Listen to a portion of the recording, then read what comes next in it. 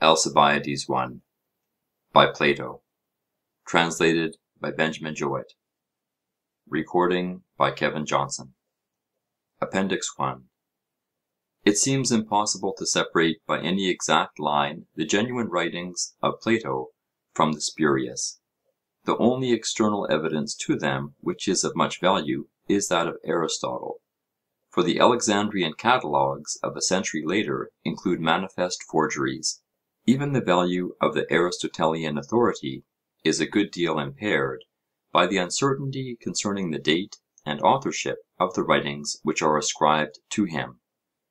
And several of the citations of Aristotle omit the name of Plato, and some of them omit the name of the dialogue from which they are taken. Prior, however, to the enquiry about the writings of a particular author, general considerations which equally affect all evidence to the genuineness of ancient writings are the following. Shorter works are more likely to have been forged, or to have received an erroneous designation, than longer ones. And some kinds of composition, such as epistles or panegyrical orations, are more liable to suspicion than others. Those again which have a taste of sophistry in them, or the ring of a later age, or the slighter character of a rhetorical exercise, or in which a motive or some affinity to spurious writings can be detected, or which seem to have originated in a name or statement really occurring in some classical author, are also of doubtful credit. While there is no instance of any ancient writing proved to be a forgery which combines excellence with length, a really great and original writer would have no object in fathering his works on Plato, and to the forger or imitator, the literary hack of Alexandria and Athens, the gods did not grant originality or genius. Further, in attempting to balance the evidence for and against a Platonic dialogue, we must not forget that the form of the Platonic writing was common to several of his contemporaries. Aeschines, Euclid, Phaedo, Antisthenes, and in the next generation Aristotle, are all said to have composed dialogues, and mistakes of names are very likely to have occurred. Greek literature in the 3rd century before Christ was almost as voluminous as our own, and without the safeguards of regular publication, or printing, or binding, or even of distinct titles. An unknown writing was naturally attributed to a known writer whose works bore the same character, and the name once appended easily obtained authority. A tendency may also be observed to blend the works and opinions of the master with those of his scholars. To a later Platonist, the difference between Plato and his imitators was not so perceptible as to ourselves.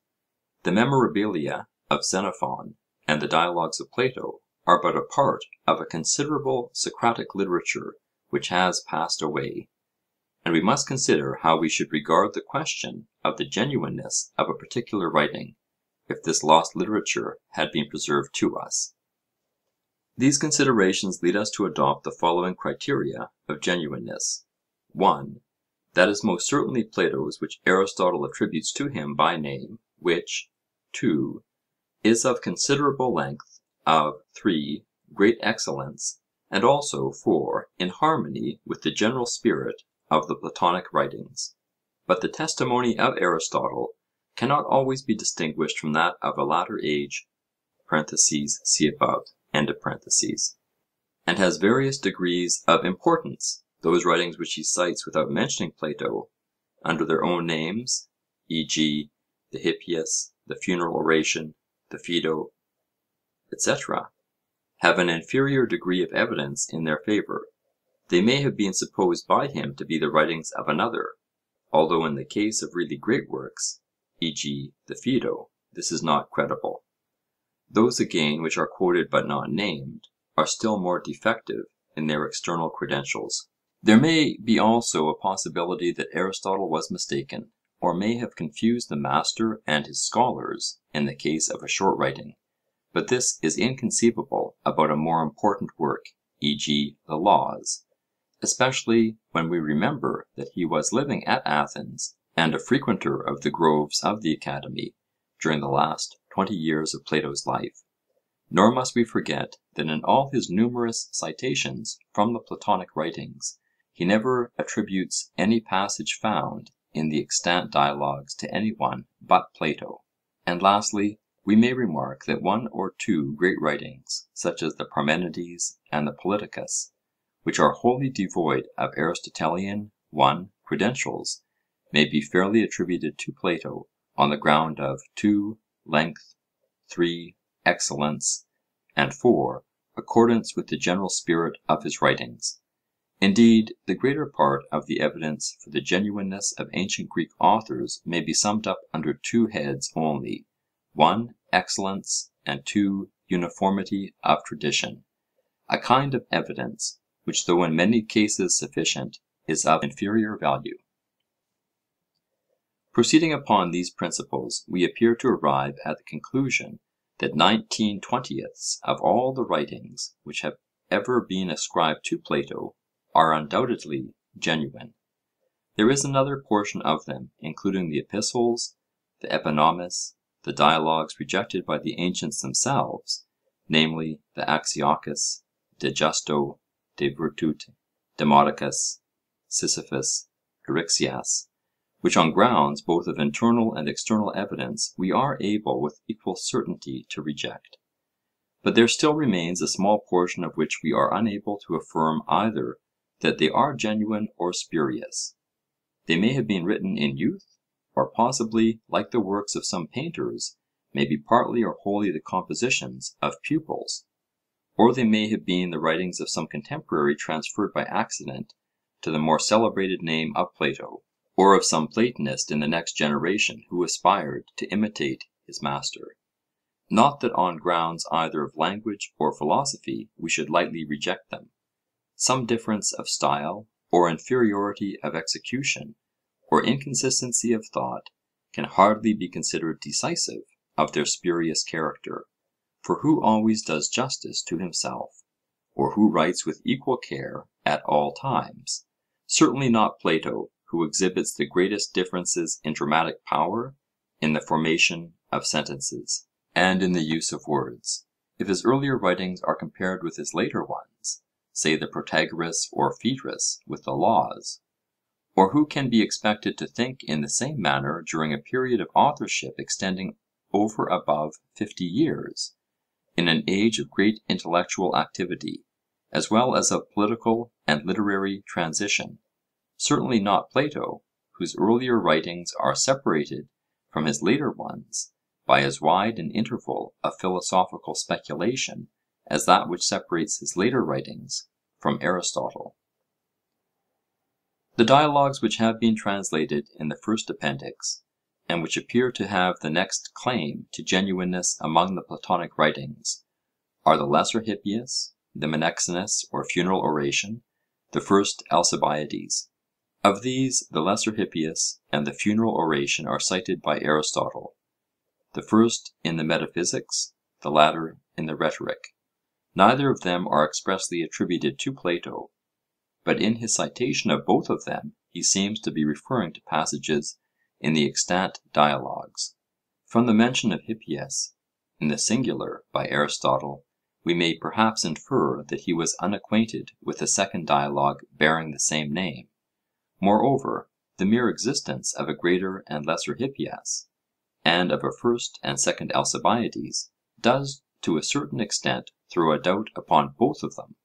Though a very clever and ingenious work, the Lesser Hippias does not appear to contain anything beyond the power of an imitator, who was also a careful student of the earlier Platonic writings, to invent. The motive or leading thought of the dialogue may be detected in Xenophon Memorabilia, and there is no similar instance of a motive which is taken from Xenophon in an undoubted dialogue of Plato. On the other hand, the upholders of the genuineness of the dialogue will find in the Hippias a true Socratic spirit. They will compare the Ion as being akin both in subject and treatment. They will urge the authority of Aristotle, and they will detect in the treatment of the Sophist, in the satirical reasoning upon Homer, in the reductio ad absurdum of the doctrine that vice is ignorance, traces of a Platonic authorship. In reference to the last point we are doubtful, as in some of the other dialogues, whether the author is asserting or overthrowing the paradox of Socrates, or merely following the argument whither the wind blows. That no conclusion is arrived at is also in accordance with the character of the earlier dialogues. The resemblances or imitations of the Gorgias, Protagoras, and Euthydemus, which have been observed in the Hippias, cannot with certainty be adduced on either side of the argument. On the whole, more may be said in favour of the genuineness of the Hippias than against it. The Menexenus, or funeral oration, is cited by Aristotle, and is interesting as supplying an example of the manner in which the orators praised the Athenians among the Athenians, falsifying persons and dates, and casting a veil over the gloomier events of Athenian history. It exhibits an acquaintance with the funeral oration of Thucydides, and was perhaps intended to rival that great work.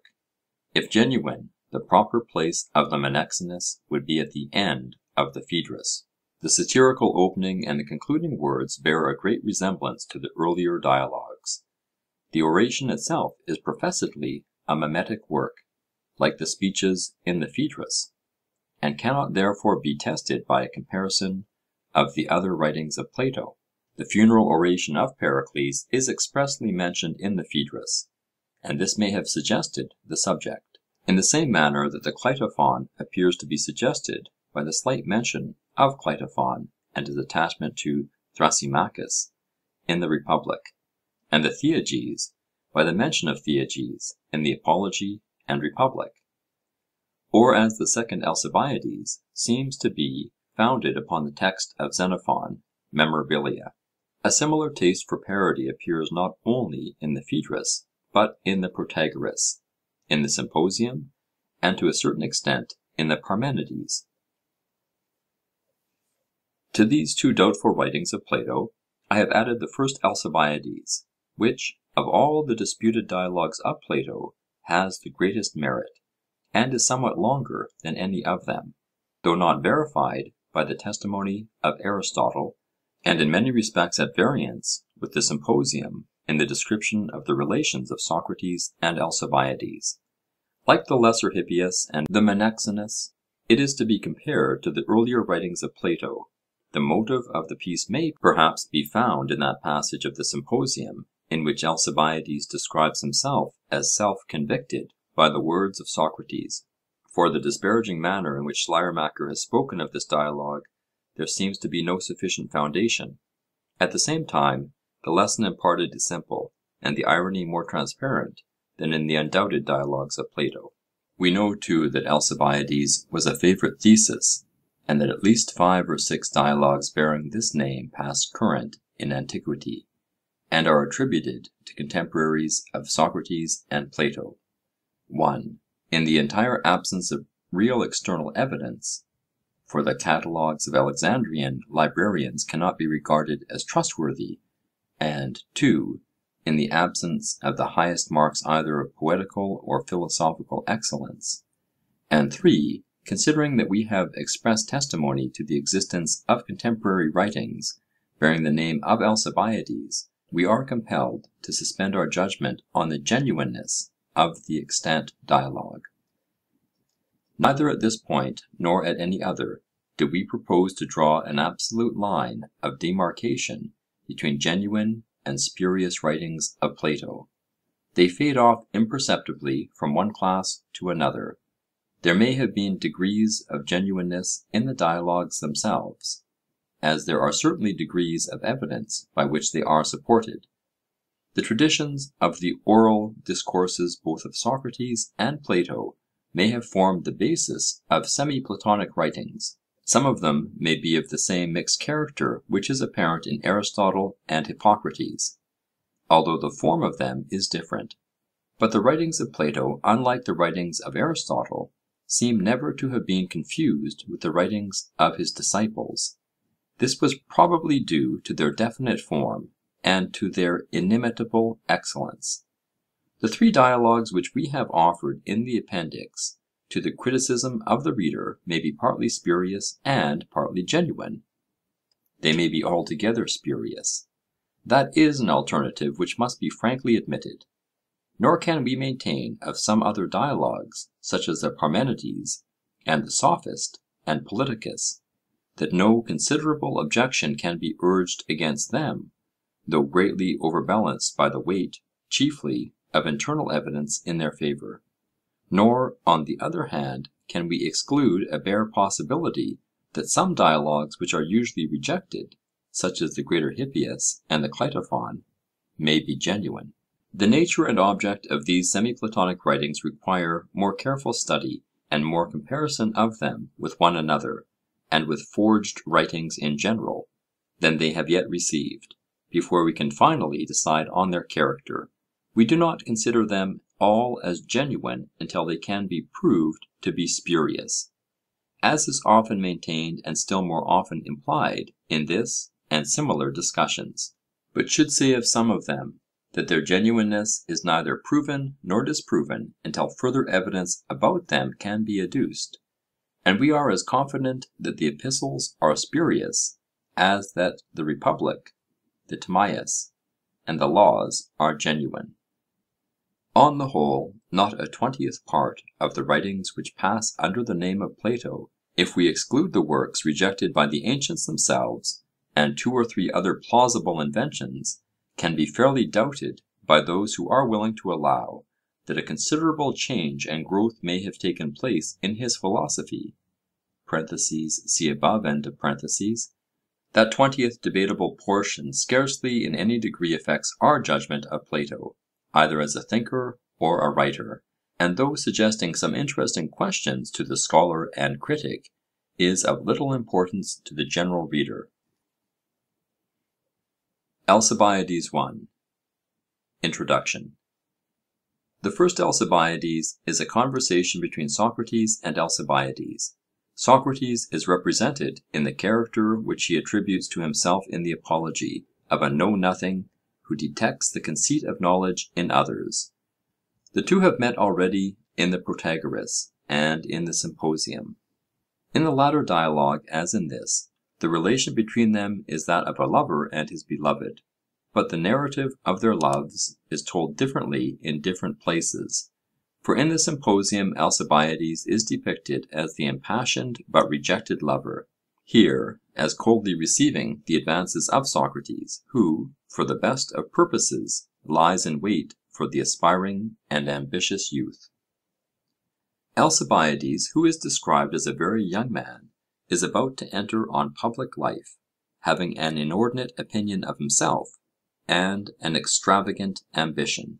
Socrates, who knows what is in man, astonishes him by a revelation of his designs.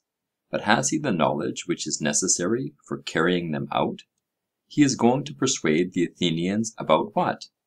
Not about any particular art, but about politics, when to fight and when to make peace. Now, men should fight and make peace on just grounds, and therefore the question of justice and injustice must enter into peace and war, and he who advises the Athenians must know the difference between them. Does Alcibiades know? If he does, he must either have been taught by some master, or he must have discovered the nature of them himself. If he has had a master, Socrates would like to be informed who he is, that he may go and learn of him also. Alcibiades admits that he has never learned. Then has he inquired for himself? He may have, if he was ever aware of a time when he was ignorant.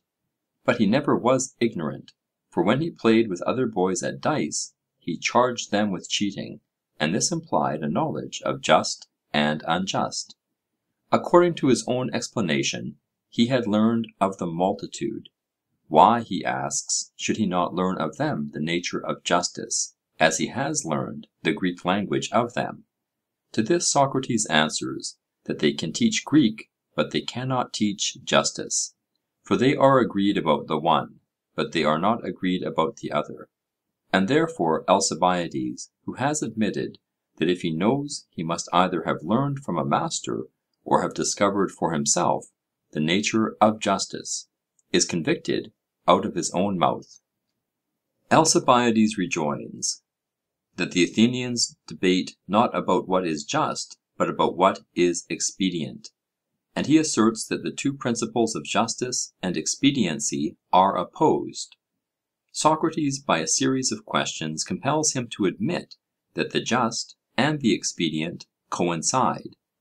Alcibiades is thus reduced to the humiliating conclusion that he knows nothing of politics, even if, as he says, they are concerned with the expedient. However, he is no worse than other Athenian statesmen, and he will not need training, for others are as ignorant as he is. He is reminded that he has to contend not only with his own countrymen, but with their enemies, with the Spartan kings and with the great king of Persia, and he can only attain this higher aim of ambition by the assistance of Socrates. Not that Socrates himself professes to have attained the truth, but the questions which he asks bring others to a knowledge of themselves, and this is the first step in the practice of virtue. The dialogue continues. We wish to become as good as possible, but to be good in what? Alcibiades replies, good in transacting business? But what business? The business of the most intelligent men at Athens. The cobbler is intelligent in shoemaking, and is therefore good in that. He is not intelligent, and therefore not good in weaving. Is he good in the sense which Alcibiades means, who is also bad? I mean, replies Alcibiades, the man who is able to command in the city. But to command what? Horses or men? And if men, under what circumstances?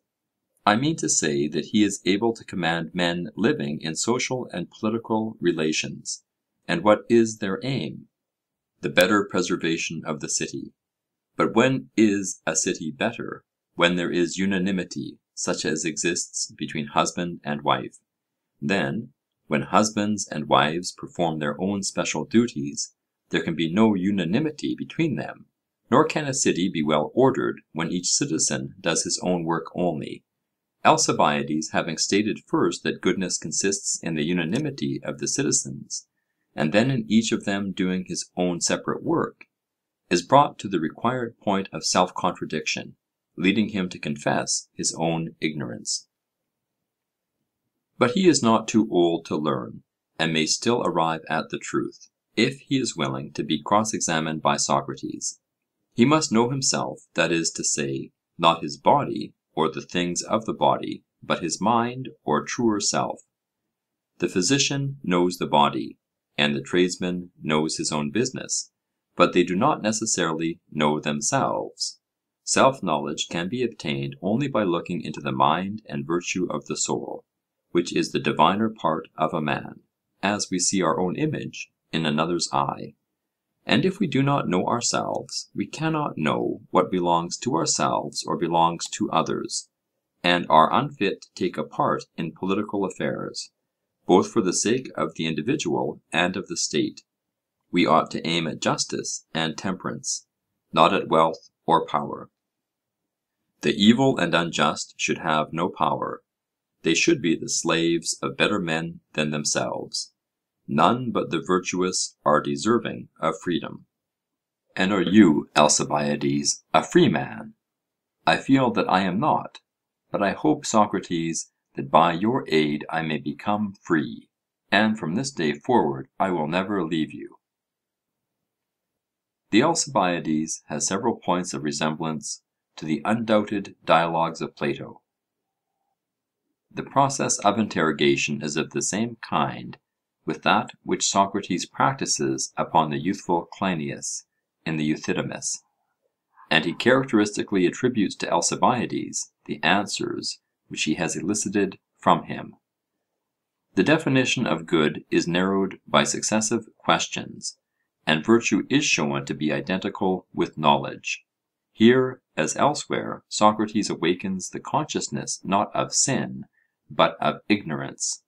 Self-humiliation is the first step to knowledge, even of the commonest things. No man knows how ignorant he is, and no man can arrive at virtue and wisdom who has not once in his life, at least, been convicted of error. The process by which the soul is elevated is not unlike that which religious writers describe under the name of conversion, if we substitute the sense of ignorance for the consciousness of sin. In some respects the dialogue differs from any other Platonic composition. The aim is more directly ethical and hortatory. The process by which the antagonist is undermined is simpler than in other Platonic writings, and the conclusion more decided. There is a good deal of humour in the manner in which the pride of Alcibiades, and of the Greeks generally, is supposed to be taken down by the Spartan and Persian queens, and the dialogue has considerable dialectical merit.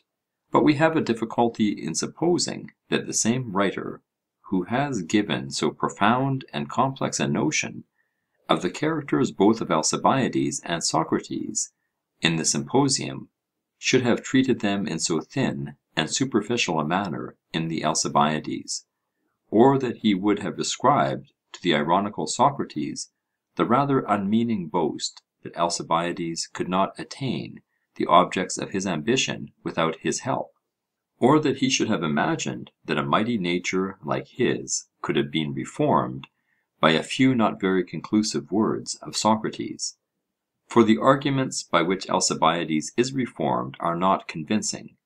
The writer of the dialogue, whoever he was, arrives at his idealism by crooked and tortuous paths, in which many pitfalls are concealed.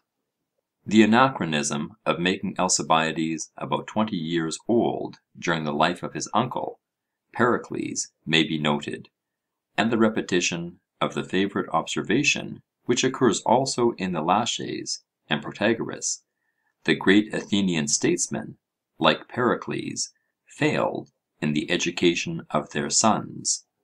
There is none of the undoubted dialogues of Plato in which there is so little dramatic verisimilitude. Persons of the dialogue: Alcibiades, Socrates. Socrates: I dare say that you may be surprised to find, O son of Cleinias, that I, who am your first lover, not having spoken to you for many years, when the rest of the world were wearying you with their attentions, am the last of your lovers who still speaks to you. The cause of my silence has been that I was hindered by a power more than human, of which I will some day explain to you the nature. This impediment has now been removed, I therefore here present myself before you, and I greatly hope that no similar hindrance will again occur. Meanwhile, I have observed that your pride has been too much for the pride of your admirers. They were numerous and high-spirited, but they have all run away, overpowered by your superior force of character. Not one of them remains. And I want you to understand the reason why you have been too much for them. You think that you have no need of them or of any other man, for you have great possessions and lack nothing, beginning with the body and ending with the soul. In the first place, you say to yourself that you are the fairest and tallest of the citizens, and this every one who has eyes may see to be true. In the second place, that you are among the noblest of them, highly connected both on the father's and the mother's side, and sprung from one of the most distinguished families in your own state, which is the greatest in Hellas, and having many friends and kinsmen of the best sort, who can assist you when in need. And there is one potent relative who is more to you than all the rest, Pericles the son of Xanthippus, whom your father left guardian of you, and of your brother, and who can do as he pleases not only in this city, but in all Hellas, and among many and mighty barbarous nations. Moreover, you are rich, but I must say that you value yourself least of all upon your possessions, and all these things have lifted you up. You have overcome your lovers, and they have acknowledged that you were too much for them. Have you not remarked their absence? And now I know that you wonder why I, unlike the rest of them, have not gone away. and what can be my motive in remaining? ALCIBIADES: Perhaps, Socrates, you are not aware that I was just going to ask you the very same question. What do you want? And what is your motive in annoying me, and always, wherever I am, making a point of coming? (Compare Symposium.) I do really wonder what you mean, and should greatly like to know. SOCRATES: Then if, as you say, you desire to know, I suppose that you will be willing to hear, and I may consider myself to be speaking to an auditor who will remain, and will not run away. ALCIBIADES: Certainly, let me hear. SOCRATES: You had better be careful, for I may very likely be as unwilling to end as I have hitherto been to begin. ALCIBIADES: Proceed, my good man, and I will listen. SOCRATES: I will proceed, and although no lover likes to speak with one who has no feeling of love in him (compare Symposium), I will make an effort, and tell you what I meant. My love, Alcibiades, which I hardly like to confess, would long ago have passed away, as I flatter myself, if I saw you loving your good things, or thinking that you ought to pass life in the enjoyment of them. But I shall reveal other thoughts of yours, which you keep to yourself, whereby you will know that I have always had my eye on you. Suppose that at this moment some god came to you and said, Alcibiades, will you live as you are, or die in an instant if you are forbidden to make any further acquisition? I verily believe that you would choose death, and I will tell you the hope in which you are at present living. Before many days have elapsed, you think that you will come before the Athenian assembly, and will prove to them that you are more worthy of honour than Pericles, or any other man that ever lived, and having proved this, you will have the greatest power in this state. When you have gained the greatest power among us, you will go on to the other Hellenic states, and not only to Hellenes, but to all the barbarians who inhabit the same continent with us. And if the god were then to say to you again, here in Europe is to be your seat of empire, and you must not cross over into Asia or meddle with Asiatic affairs, I do not believe that you would choose to live upon these terms, but the world, as I may say, must be filled with your power and name. No man less than Cyrus and Xerxes is of any account with you. Such I know to be your hopes. I am not guessing only, and very likely you, who know that I am speaking the truth, will reply, Well, Socrates, but what have my hopes to do with the explanation which you promised of your unwillingness to leave me? And that is what I am now going to tell you, sweet son of Cleinias and Dinomache. The explanation is, that all these designs of yours cannot be accomplished by you without my help. So great is the power which I believe myself to have over you and your concerns, and this I conceive to be the reason why the god has hitherto forbidden me to converse with you, and I have been long expecting his permission. For, as you hope to prove your own great value to the state, and having proved it, to attain at once to absolute power, so do I indulge a hope that I shall be the supreme power over you, if I am able to prove my own great value to you, and to show you that neither guardian, nor kinsman, nor any one is able to deliver into your hands the power which you desire, but I only, God being my helper. When you were young (compare Symposium), and your hopes were not yet matured, I should have wasted my time, and therefore, as I conceive, the god forbade me to converse with you, but now, having his permission, I will speak, for now you will listen to me. ALCIBIADES: Your silence, Socrates, was always a surprise to me. I never could understand why you followed me about, and now that you have begun to speak again, I am still more amazed. Whether I think all this or not is a matter about which you seem to have already made up your mind, and therefore my denial will have no effect upon you. But granting, if I must, that you have perfectly divined my purposes, Why is your assistance necessary to the attainment of them? Can you tell me why? Socrates: You want to know whether I can make a long speech, such as you are in the habit of hearing, but that is not my way. I think, however, that I can prove to you the truth of what I am saying, if you will grant me one little favour.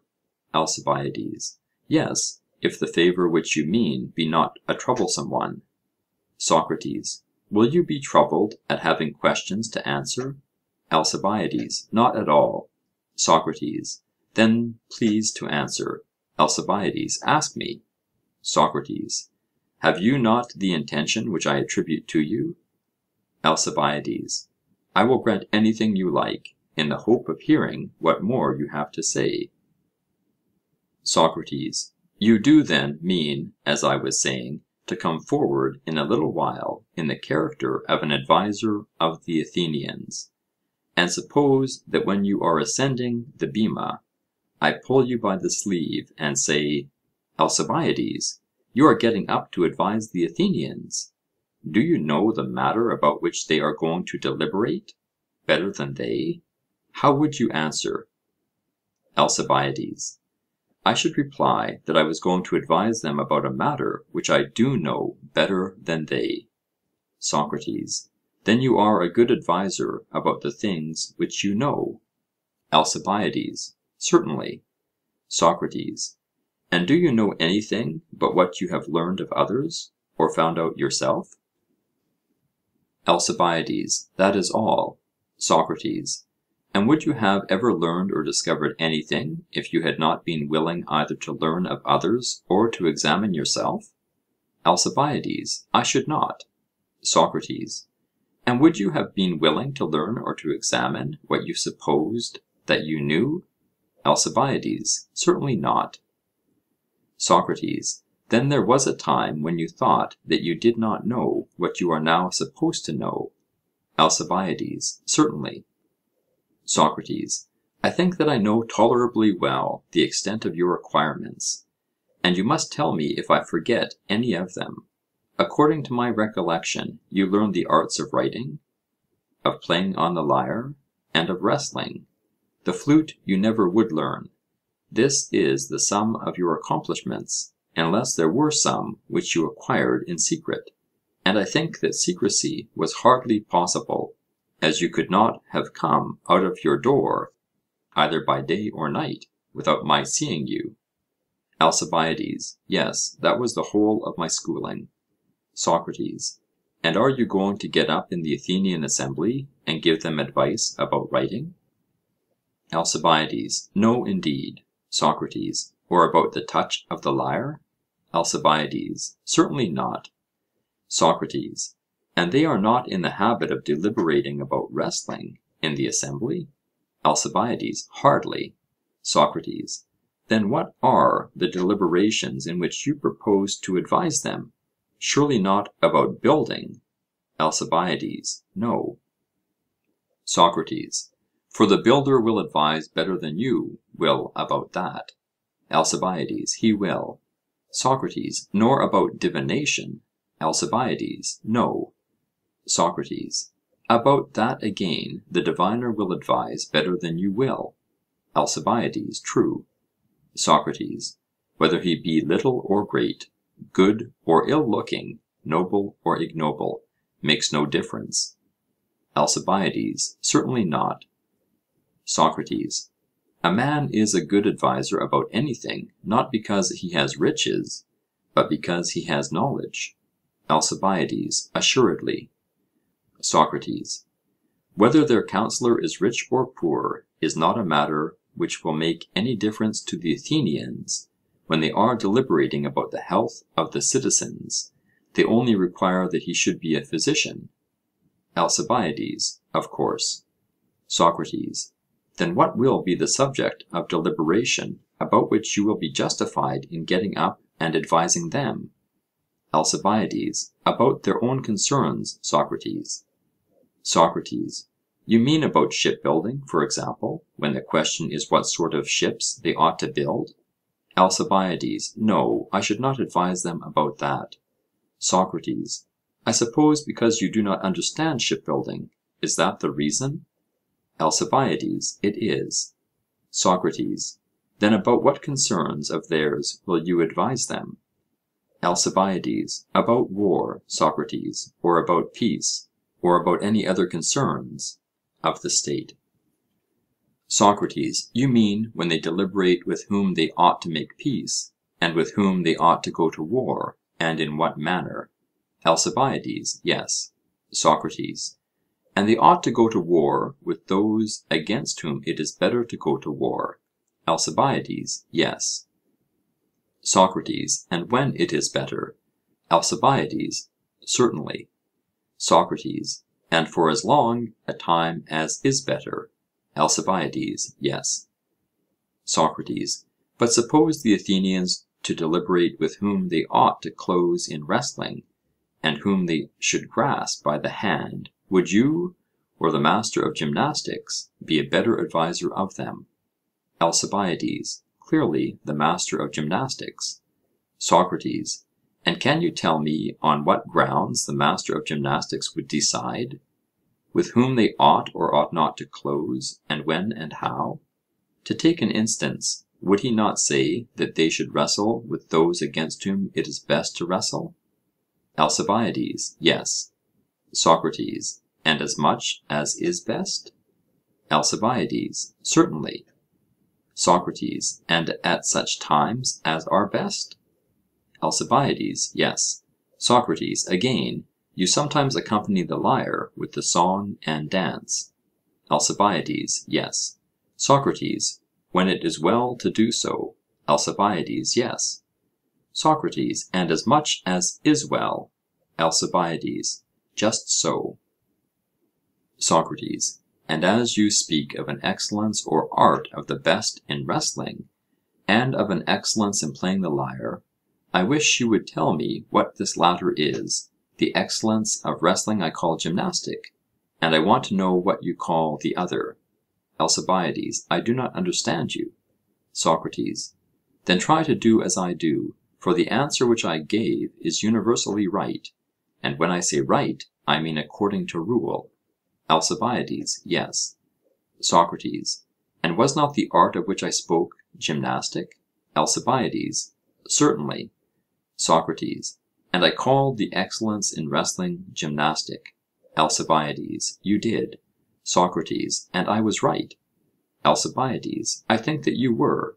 SOCRATES: Well now, for you should learn to argue prettily, let me ask you in return to tell me, first, what is that art of which playing and singing, and stepping properly in the dance, are parts? What is the name of the whole? I think that by this time you must be able to tell. ALCIBIADES: Indeed I cannot. SOCRATES: Then let me put the matter in another way. What do you call the goddesses who are the patronesses of art? ALCIBIADES: The Muses, do you mean, Socrates? SOCRATES: Yes, I do.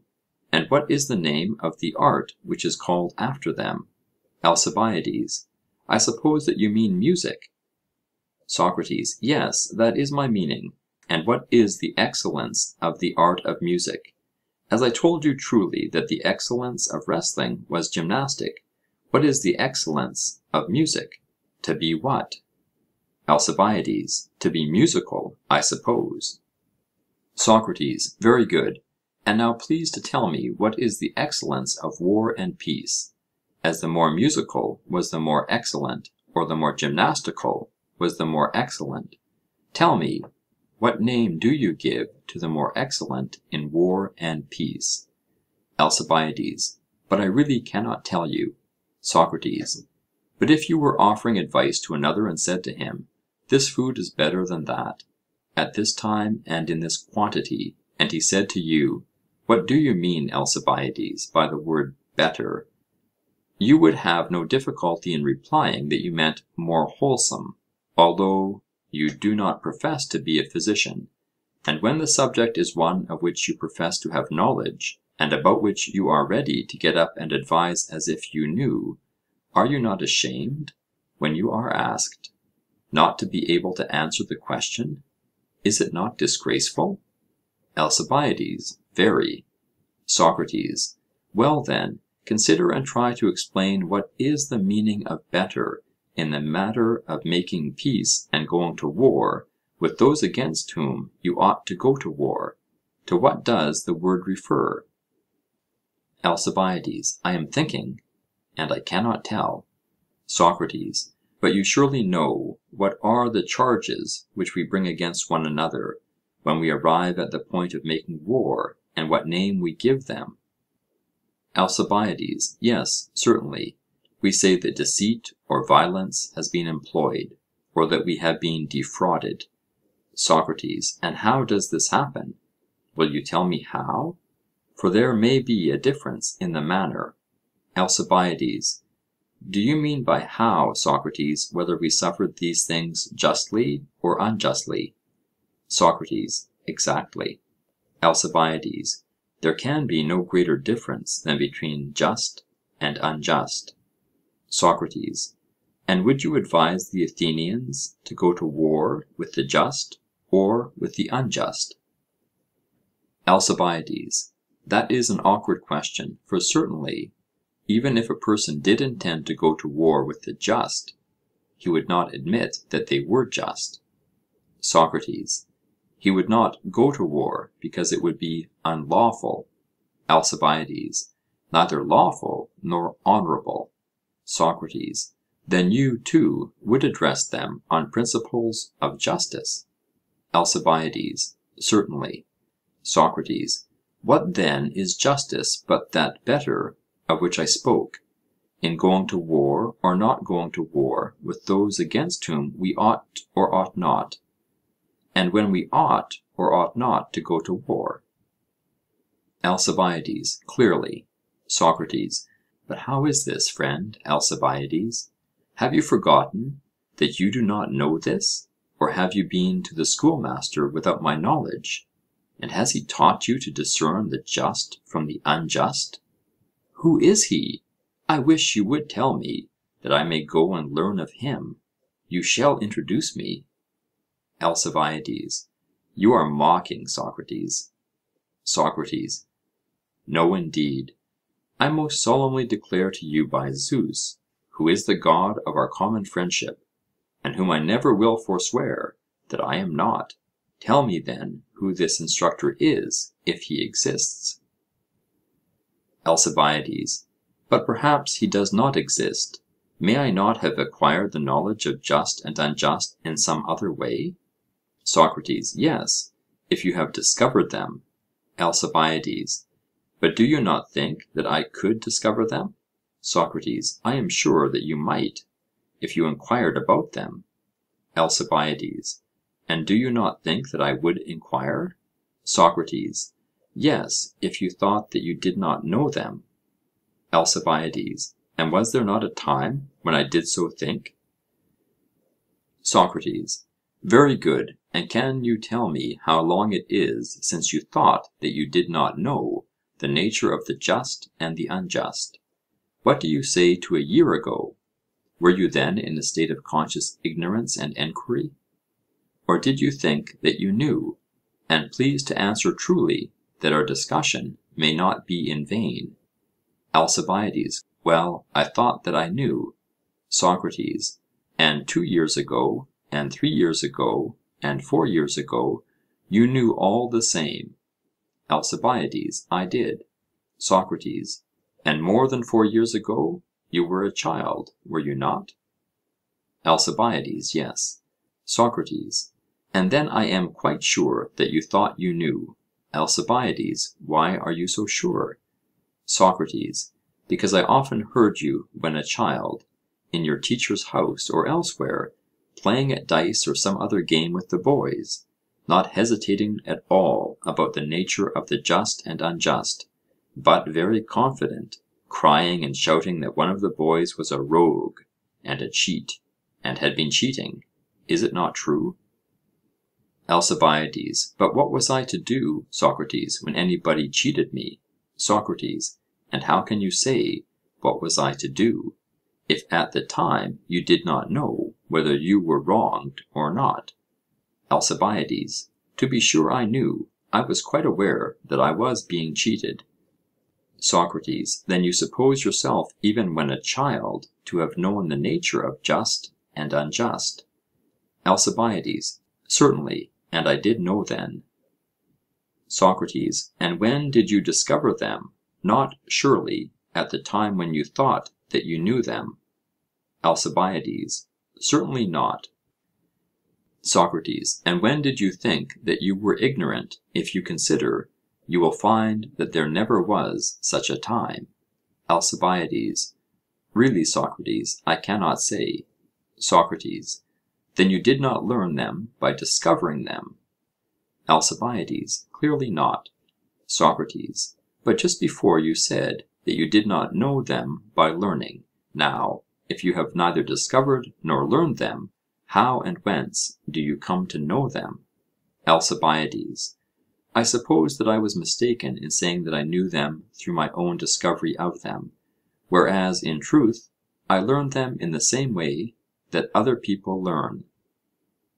SOCRATES: So you said before, and I must again ask, of whom? Do tell me. ALCIBIADES: Of the many. SOCRATES: Do you take refuge in them? I cannot say much for your teachers. ALCIBIADES: Why? Are they not able to teach? SOCRATES: They could not teach you how to play at draughts, which you would acknowledge, would you not, to be a much smaller matter than justice? ALCIBIADES: Yes. SOCRATES: And can they teach the better who are unable to teach the worse? ALCIBIADES: I think that they can. At any rate, they can teach many far better things than to play at draughts. SOCRATES: What things? ALCIBIADES: Why, for example, I learned to speak Greek of them, and I cannot say who was my teacher, or to whom I am to attribute my knowledge of Greek, if not to those good-for-nothing teachers, as you call them. SOCRATES: Why, yes, my friend, and the many are good enough teachers of Greek, and some of their instructions in that line may be justly praised. ALCIBIADES: Why is that? SOCRATES: Why, because they have the qualities which good teachers ought to have. ALCIBIADES: What qualities? SOCRATES: Why, you know that knowledge is the first qualification of any teacher. ALCIBIADES: Certainly. SOCRATES: And if they know, they must agree together and not differ. ALCIBIADES: Yes. SOCRATES: And would you say that they knew the things about which they differ? ALCIBIADES: No. SOCRATES: Then how can they teach them? ALCIBIADES: They cannot. SOCRATES: Well, but do you imagine that the many would differ about the nature of wood and stone? Are they not agreed if you ask them what they are? And do they not run to fetch the same thing, when they want a piece of wood or a stone? And so in similar cases, which I suspect to be pretty nearly all that you mean by speaking Greek. ALCIBIADES: True. SOCRATES: These, as we were saying, are matters about which they are agreed with one another and with themselves. Both individuals and states use the same words about them. They do not use some one word and some another. ALCIBIADES: They do not. SOCRATES: Then they may be expected to be good teachers of these things. ALCIBIADES: Yes. SOCRATES: And if we want to instruct any one in them, we shall be right in sending him to be taught by our friends, the many. ALCIBIADES: Very true. SOCRATES: But if we wanted further to know, not only which are men and which are horses, but which men or horses have powers of running, would the many still be able to inform us? ALCIBIADES: Certainly not. SOCRATES: And you have a sufficient proof that they do not know these things, and are not the best teachers of them, inasmuch as they are never agreed about them? ALCIBIADES: Yes. SOCRATES: And suppose that we wanted to know not only what men are like, but what healthy or diseased men are like, would the many be able to teach us?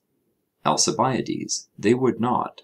SOCRATES: And you would have a proof that they were bad teachers of these matters, if you saw them at variance.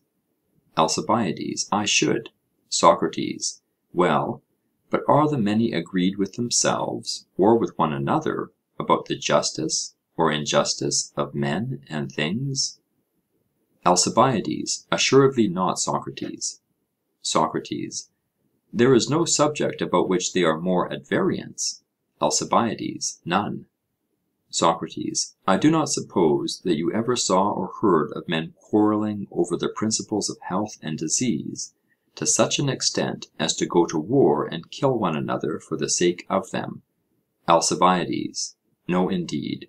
SOCRATES: But of the quarrels about justice and injustice, even if you have never seen them, you have certainly heard from many people, including Homer, for you have heard of the Iliad and Odyssey. ALCIBIADES: To be sure, Socrates. SOCRATES: A difference of just and unjust is the argument of those poems. ALCIBIADES: True. SOCRATES: Which difference caused all the wars and deaths of Trojans and Achaeans, and the deaths of the suitors of Penelope in their quarrel with Odysseus? ALCIBIADES: Very true. SOCRATES: And when the Athenians and Lacedaemonians and Boeotians fell at Tanagra, and afterwards in the battle of Coronea, at which your father Cleinias met his end, the question was one of justice. This was the sole cause of the battles and of their deaths. ALCIBIADES: Very true. SOCRATES: But can they be said to understand that about which they are quarrelling to the death? ALCIBIADES: Clearly not. SOCRATES: And yet those whom you thus allow to be ignorant are the teachers to whom you are appealing. ALCIBIADES: Very true. SOCRATES: But how are you ever likely to know the nature of justice and injustice, about which you are so perplexed, if you have neither learned them of others nor discovered them yourself? ALCIBIADES: From what you say, I suppose not. SOCRATES: See again how inaccurately you speak, Alcibiades. ALCIBIADES: In what respect? SOCRATES: In saying that I say so. ALCIBIADES: Why, did you not say that I know nothing of the just and unjust? SOCRATES: No, I did not. ALCIBIADES: Did I then? SOCRATES: Yes. ALCIBIADES: How was that? SOCRATES: Let me explain. Suppose I were to ask you which is the greater number, 2 or 1, you would reply 2. ALCIBIADES: I should. SOCRATES: And by how much greater? ALCIBIADES: By 1. SOCRATES: Which of us now says that 2 is more than 1? ALCIBIADES: I do. SOCRATES: Did not I ask, and you answer the question? ALCIBIADES: Yes. SOCRATES: Then who is speaking, I who put the question, or you who answer me? ALCIBIADES: I am. SOCRATES: Or suppose that I ask and you tell me the letters which make up the name Socrates, which of us is the speaker? ALCIBIADES: I am. SOCRATES: Now let us put the case generally. Whenever there is a question and answer, who is the speaker, the questioner, or the answerer? ALCIBIADES: I should say, Socrates, that the answerer was the speaker. SOCRATES: And have I not been the questioner all through? ALCIBIADES: Yes. SOCRATES: And you the answerer? ALCIBIADES: Just so. SOCRATES: Which of us then was the speaker? ALCIBIADES: The inference is, Socrates, that I was the speaker. SOCRATES: Did not some one say that Alcibiades, the fair son of Cleinias, not understanding about just and unjust, but thinking that he did understand, was going to the assembly to advise the Athenians about what he did not know? Was not that said? ALCIBIADES: Very true. SOCRATES: Then, Alcibiades, the result may be expressed in the language of Euripides. I think that you have heard all this from yourself, and not from me. Nor did I say this, which you erroneously attribute to me, but you yourself, and what you said was very true. For indeed, my dear fellow, the design which you meditate of teaching what you do not know, and have not taken any pains to learn, is downright insanity. ALCIBIADES: But, Socrates, I think that the Athenians and the rest of the Hellenes do not often advise as to the more just or unjust, for they see no difficulty in them, and therefore they leave them, and consider which course of action will be most expedient. For there is a difference between justice and expediency. Many persons have done great wrong and profited by their injustice; others have done rightly and come to no good. SOCRATES: Well, but granting that the just and the expedient are ever so much opposed, you surely do not imagine that you know what is expedient for mankind, or why a thing is expedient. ALCIBIADES: Why not, Socrates?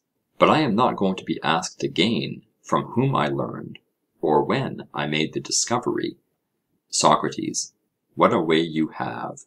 When you make a mistake which might be refuted by a previous argument, you insist on having a new and different refutation. The old argument is a worn out garment which you will no longer put on, but some one must produce another which is clean and new. Now I shall disregard this move of yours, and shall ask over again, where did you learn and how do you know the nature of the expedient, and who is your teacher? All this I comprehend in a single question, and now you will manifestly be in the old difficulty, and will not be able to show that you know the expedient, either because you learned or because you discovered it yourself. But, as I perceive that you are dainty and dislike the taste of a stale argument, I will enquire no further into your knowledge of what is expedient or what is not expedient for the Athenian people, and simply request you to say why you do not explain whether justice and expediency are the same or different. And if you like, you may examine me as I have examined you, or, if you would rather, you may carry on the discussion by yourself. ALCIBIADES: But I am not certain, Socrates, whether I shall be able to discuss the matter with you. SOCRATES: Then imagine, my dear fellow, that I am the Demus and the Ecclesia, for in the Ecclesia too you will have to persuade men individually. ALCIBIADES: Yes. SOCRATES: And is not the same person able to persuade one individual singly and many individuals of the things which he knows? The grammarian, for example, can persuade one and he can persuade many about letters. ALCIBIADES: True. SOCRATES: And about number will not the same person persuade one and persuade many? ALCIBIADES: Yes. SOCRATES: And this will be he who knows number, or the arithmetician? ALCIBIADES: Quite true.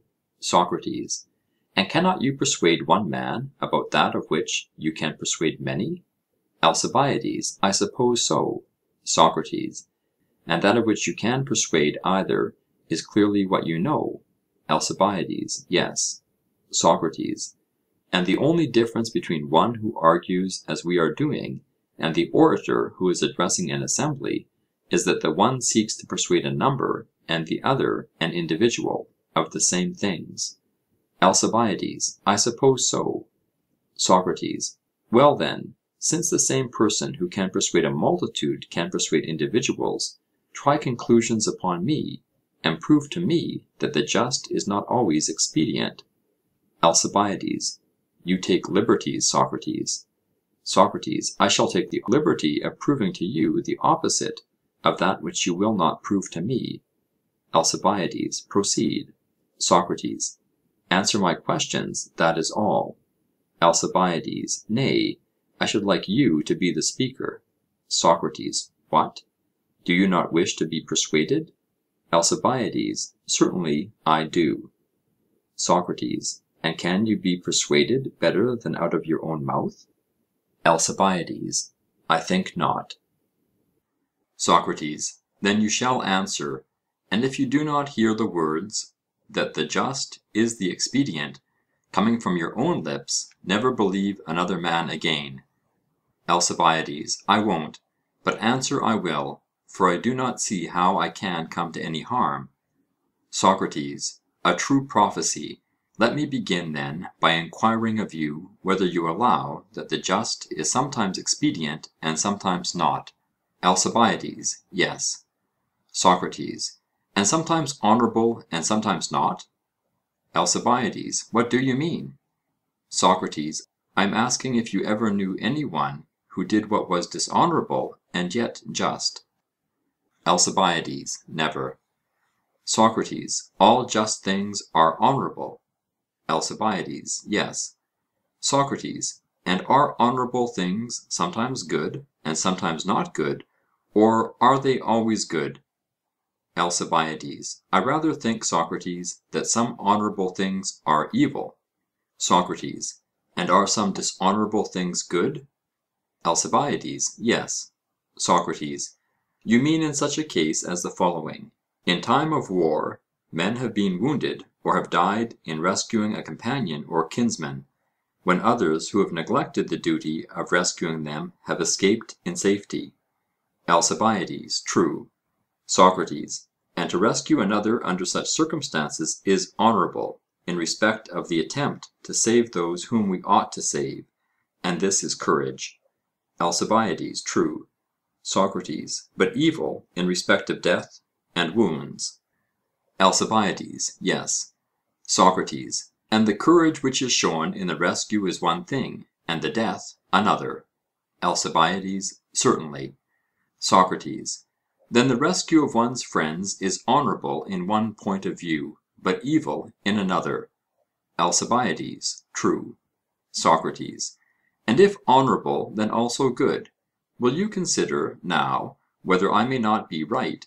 For you were acknowledging that the courage which is shown in the rescue is honourable. Now, is this courage good or evil? Look at the matter thus: which would you rather choose, good or evil? ALCIBIADES: Good. SOCRATES: And the greatest goods you would be most ready to choose, and would least like to be deprived of them? ALCIBIADES: Certainly. SOCRATES: What would you say of courage? At what price would you be willing to be deprived of courage? ALCIBIADES: I would rather die than be a coward. SOCRATES: Then you think that cowardice is the worst of evils? ALCIBIADES: I do. SOCRATES: As bad as death, I suppose? ALCIBIADES: Yes.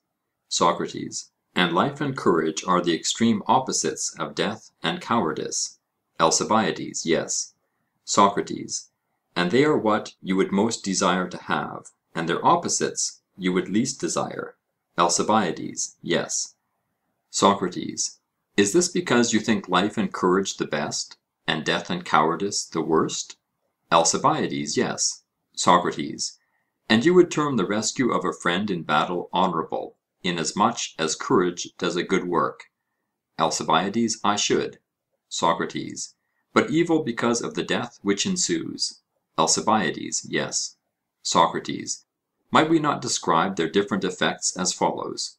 You may call either of them evil in respect of the evil which is the result, and good in respect of the good which is the result of either of them? ALCIBIADES: Yes.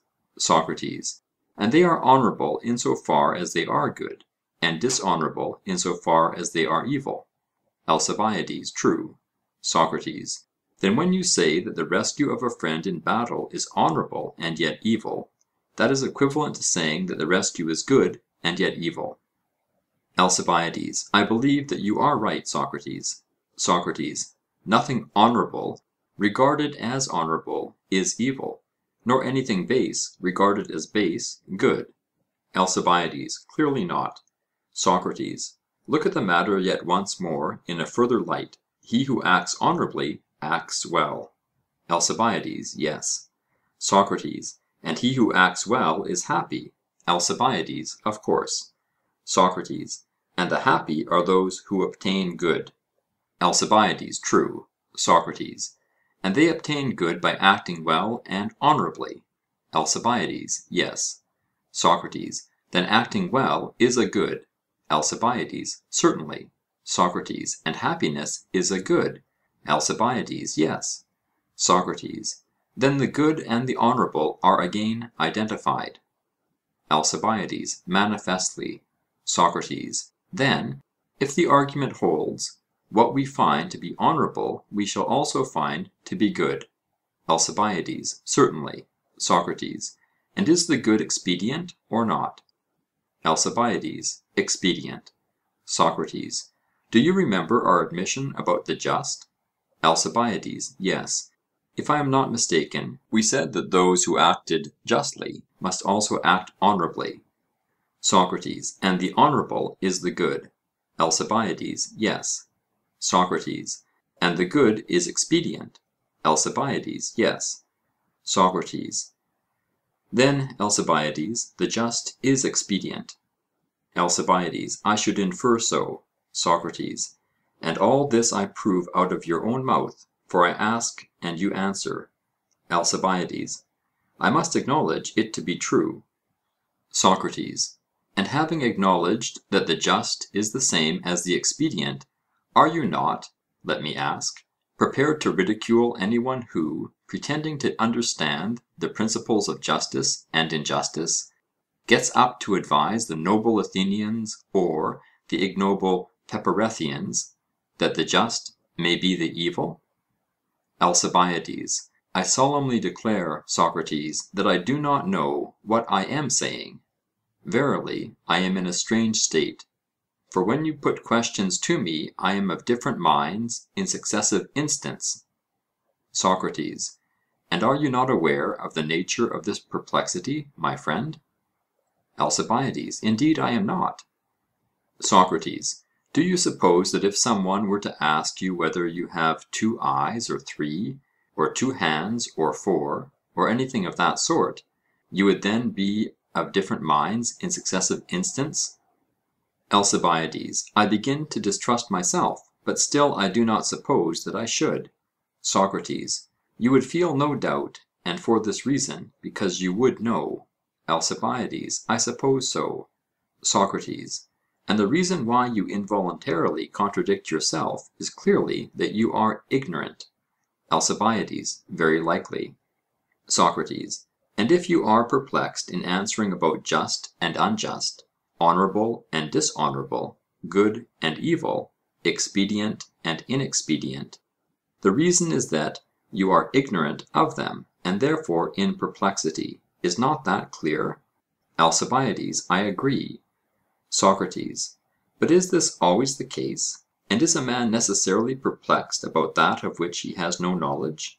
ALCIBIADES. Certainly he is. SOCRATES. And do you know how to ascend into heaven? ALCIBIADES. Certainly not. SOCRATES. And in this case too is your judgment perplexed? ALCIBIADES. No. SOCRATES. Do you see the reason why, or shall I tell you? ALCIBIADES. Tell me. SOCRATES. The reason is that you not only do not know, my friend, but you do not think that you know. ALCIBIADES. There again, what do you mean? SOCRATES. Ask yourself, are you in any perplexity about things of which you are ignorant?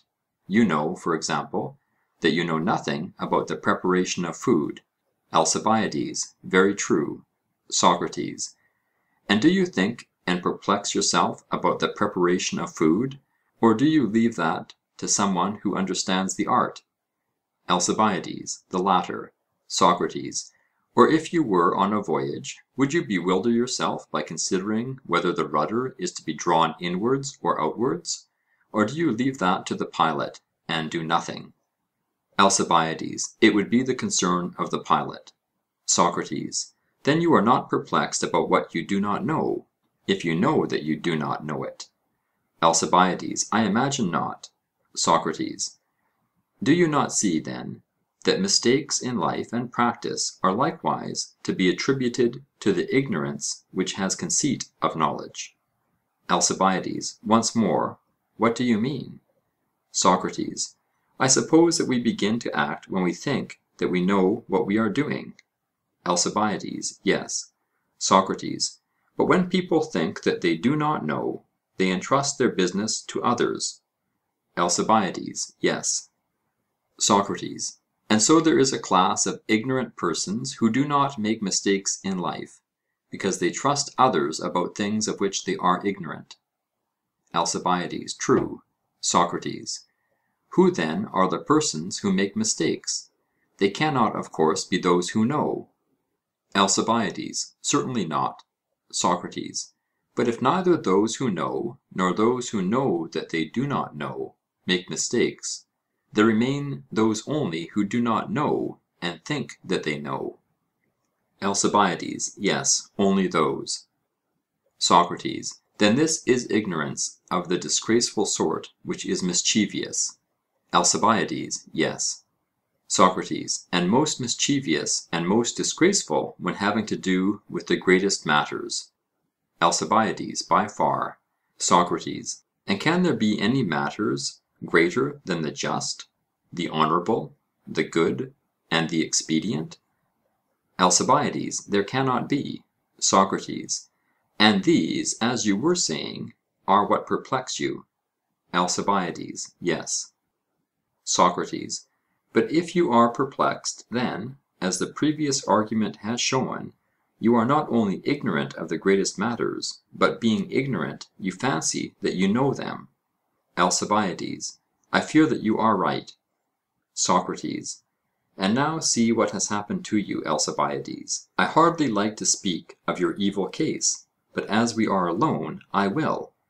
My good friend, you are wedded to ignorance of the most disgraceful kind, and of this you are convicted, not by me, but out of your own mouth, and by your own argument. Wherefore also you rush into politics before you are educated. Neither is your case to be deemed singular, for I might say the same of almost all our statesmen, with the exception, perhaps, of your guardian, Pericles. ALCIBIADES: Yes, Socrates, and Pericles is said not to have got his wisdom by the light of nature, but to have associated with several of the philosophers, with Pythocleides, for example, and with Anaxagoras, and now in advanced life with Damon, in the hope of gaining wisdom. SOCRATES: Very good; but did you ever know a man wise in anything who was unable to impart his particular wisdom? For example, he who taught you letters was not only wise, but he made you and any others whom he liked wise. ALCIBIADES: Yes. SOCRATES: And you, whom he taught, can do the same? ALCIBIADES: True. SOCRATES: And in like manner the harper and gymnastic master? ALCIBIADES: Certainly.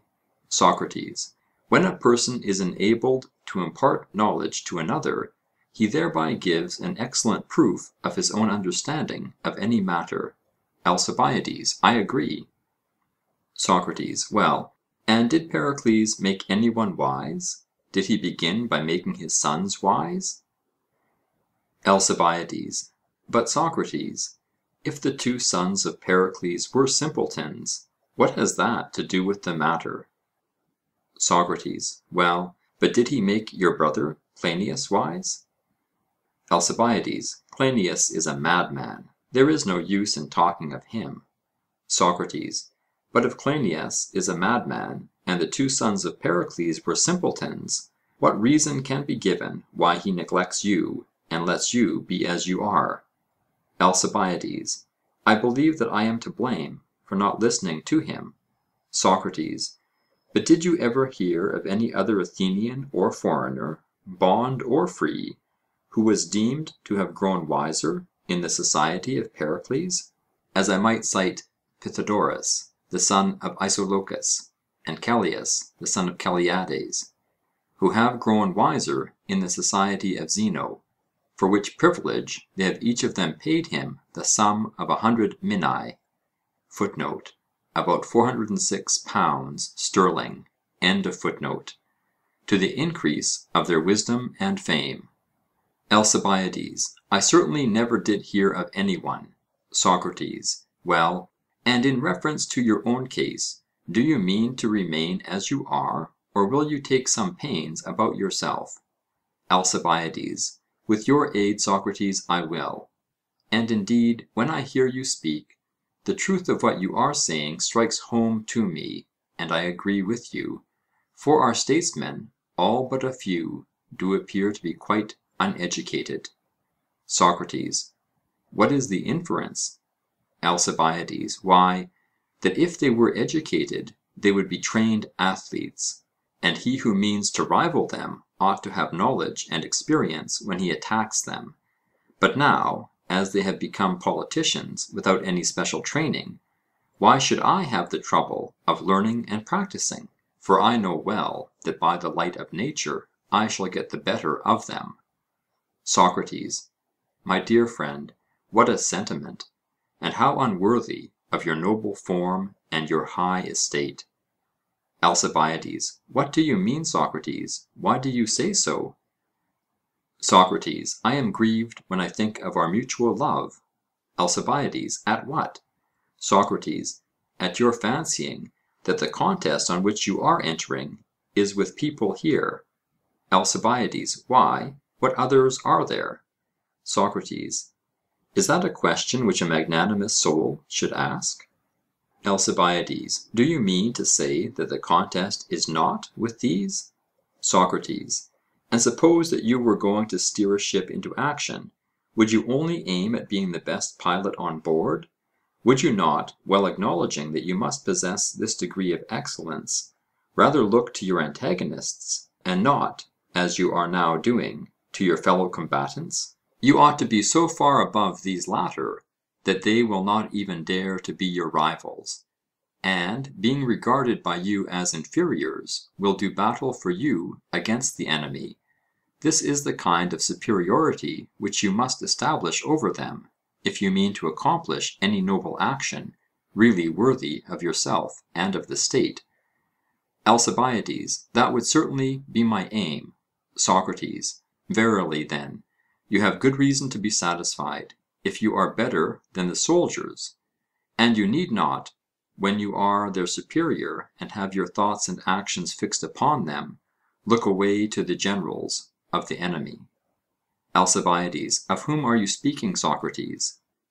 SOCRATES: Why, you surely know that our city goes to war now and then with the Lacedaemonians and with the great king.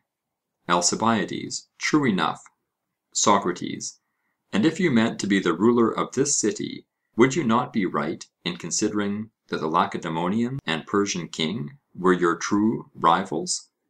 ALCIBIADES: I believe that you are right. SOCRATES: Oh no, my friend, I am quite wrong, and I think that you ought rather to turn your attention to Midias, the quail breeder, and others like him, who manage our politics, in whom, as the woman would remark, you may still see the slave's cut of hair cropping out in their minds as well as on their pates, and they come with their barbarous lingo to flatter us and not to rule us. To these I say you should look, and then you need not trouble yourself about your own fitness to contend in such a noble arena.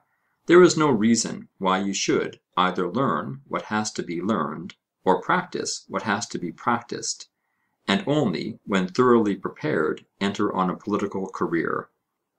ALCIBIADES: There I think, Socrates, that you are right. I do not suppose, however, that the Spartan generals or the great king are really different from anybody else.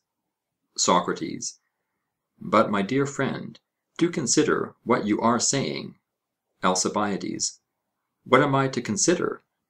SOCRATES: In the first place, will you be more likely to take care of yourself, if you are in a wholesome fear and dread of them, or if you are not?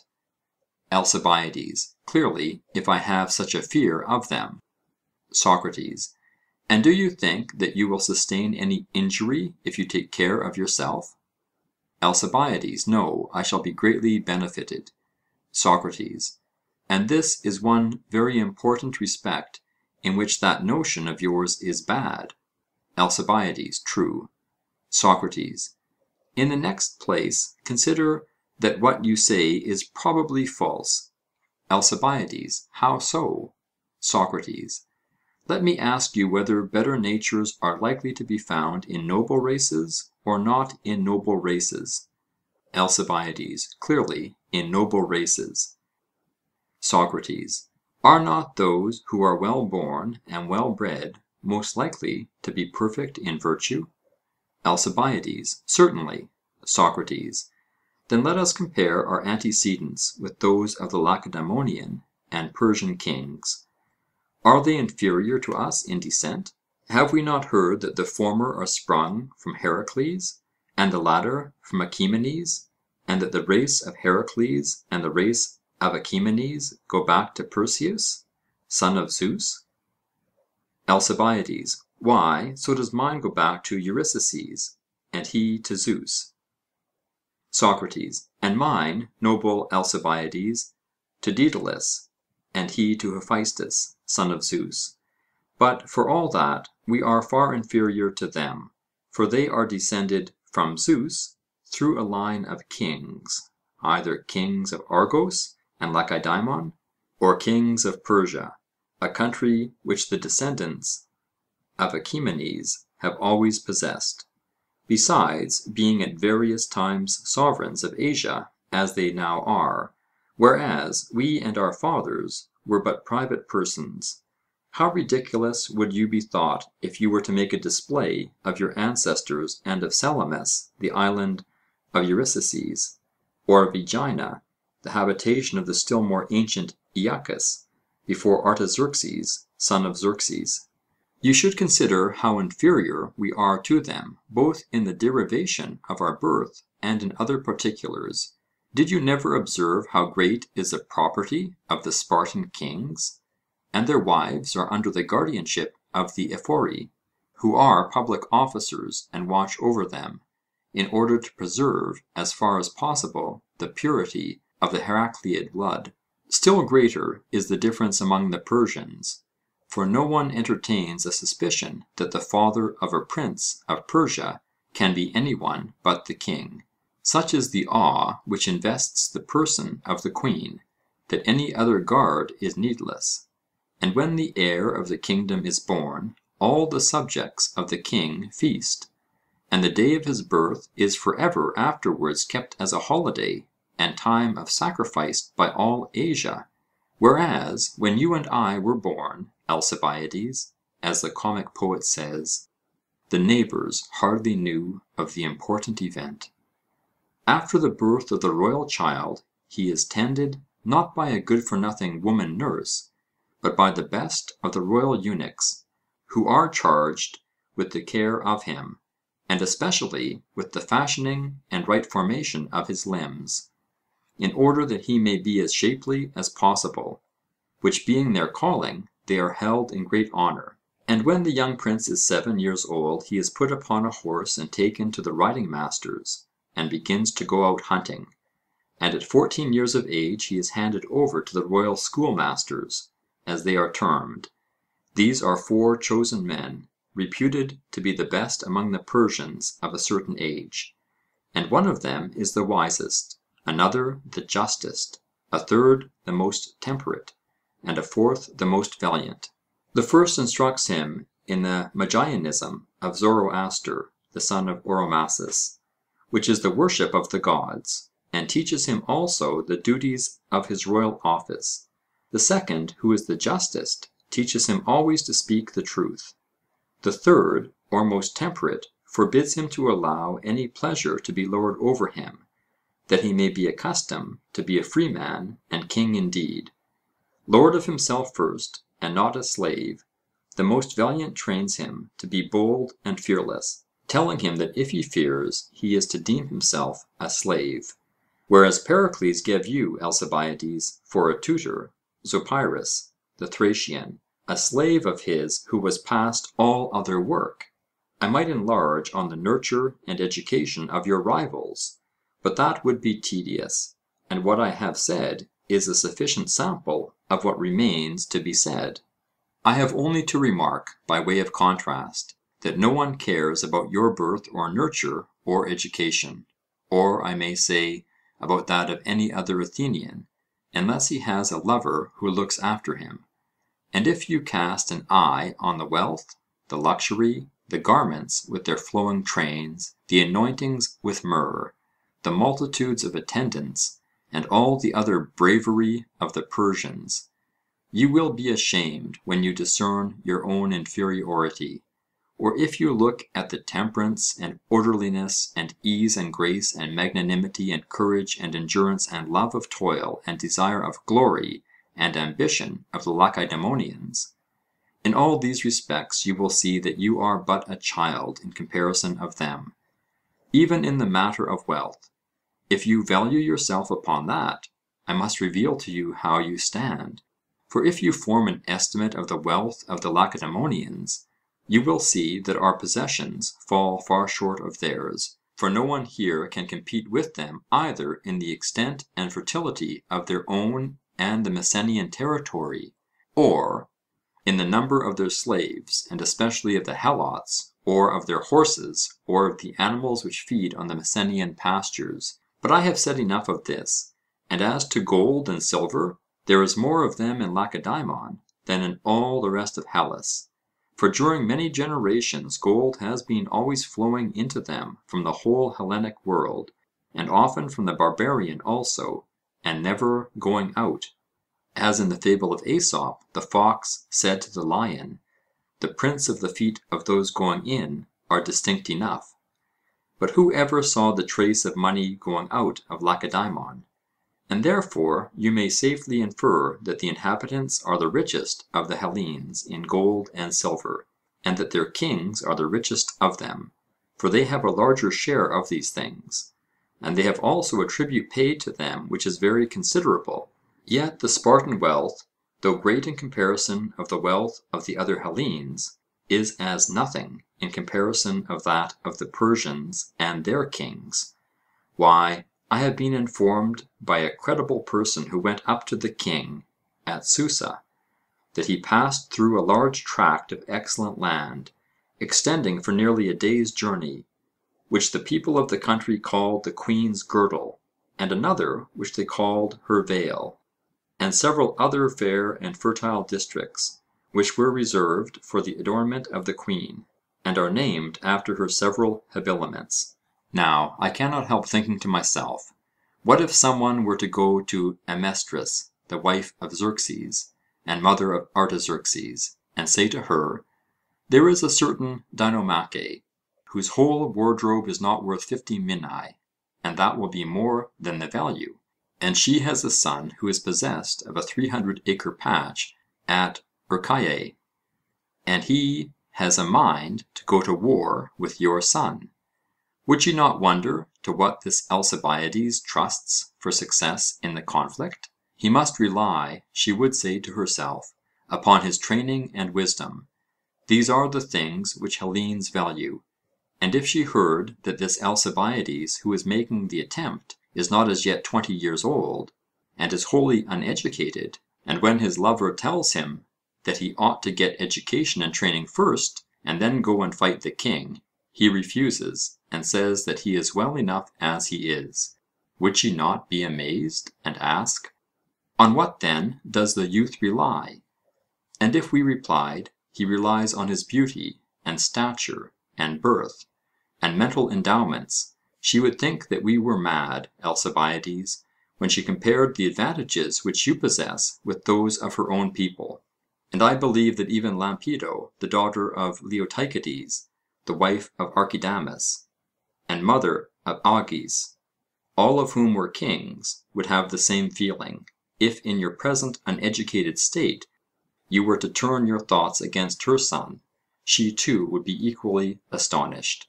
But how disgraceful that we should not have as high a notion of what is required in us as our enemies' wives and mothers have of the qualities which are required in their assailants. O my friend, be persuaded by me, and hear the Delphian inscription, know thyself. Not the men whom you think, but these kings are our rivals, and we can only overcome them by pains and skill.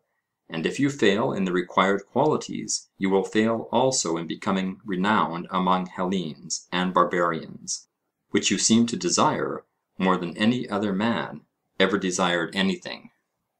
Alcibiades, I entirely believe you, but what are the sort of pains which are required, Socrates? Can you tell me? Socrates, yes, I can, but we must take counsel together concerning the manner in which both of us may be most improved. For what I am telling you of the necessity of education applies to myself as well as to you. And there is only one point in which I have an advantage over you. ALCIBIADES, what is that? SOCRATES, I have a guardian who is better and wiser than your guardian, Pericles. ALCIBIADES, who is he, Socrates?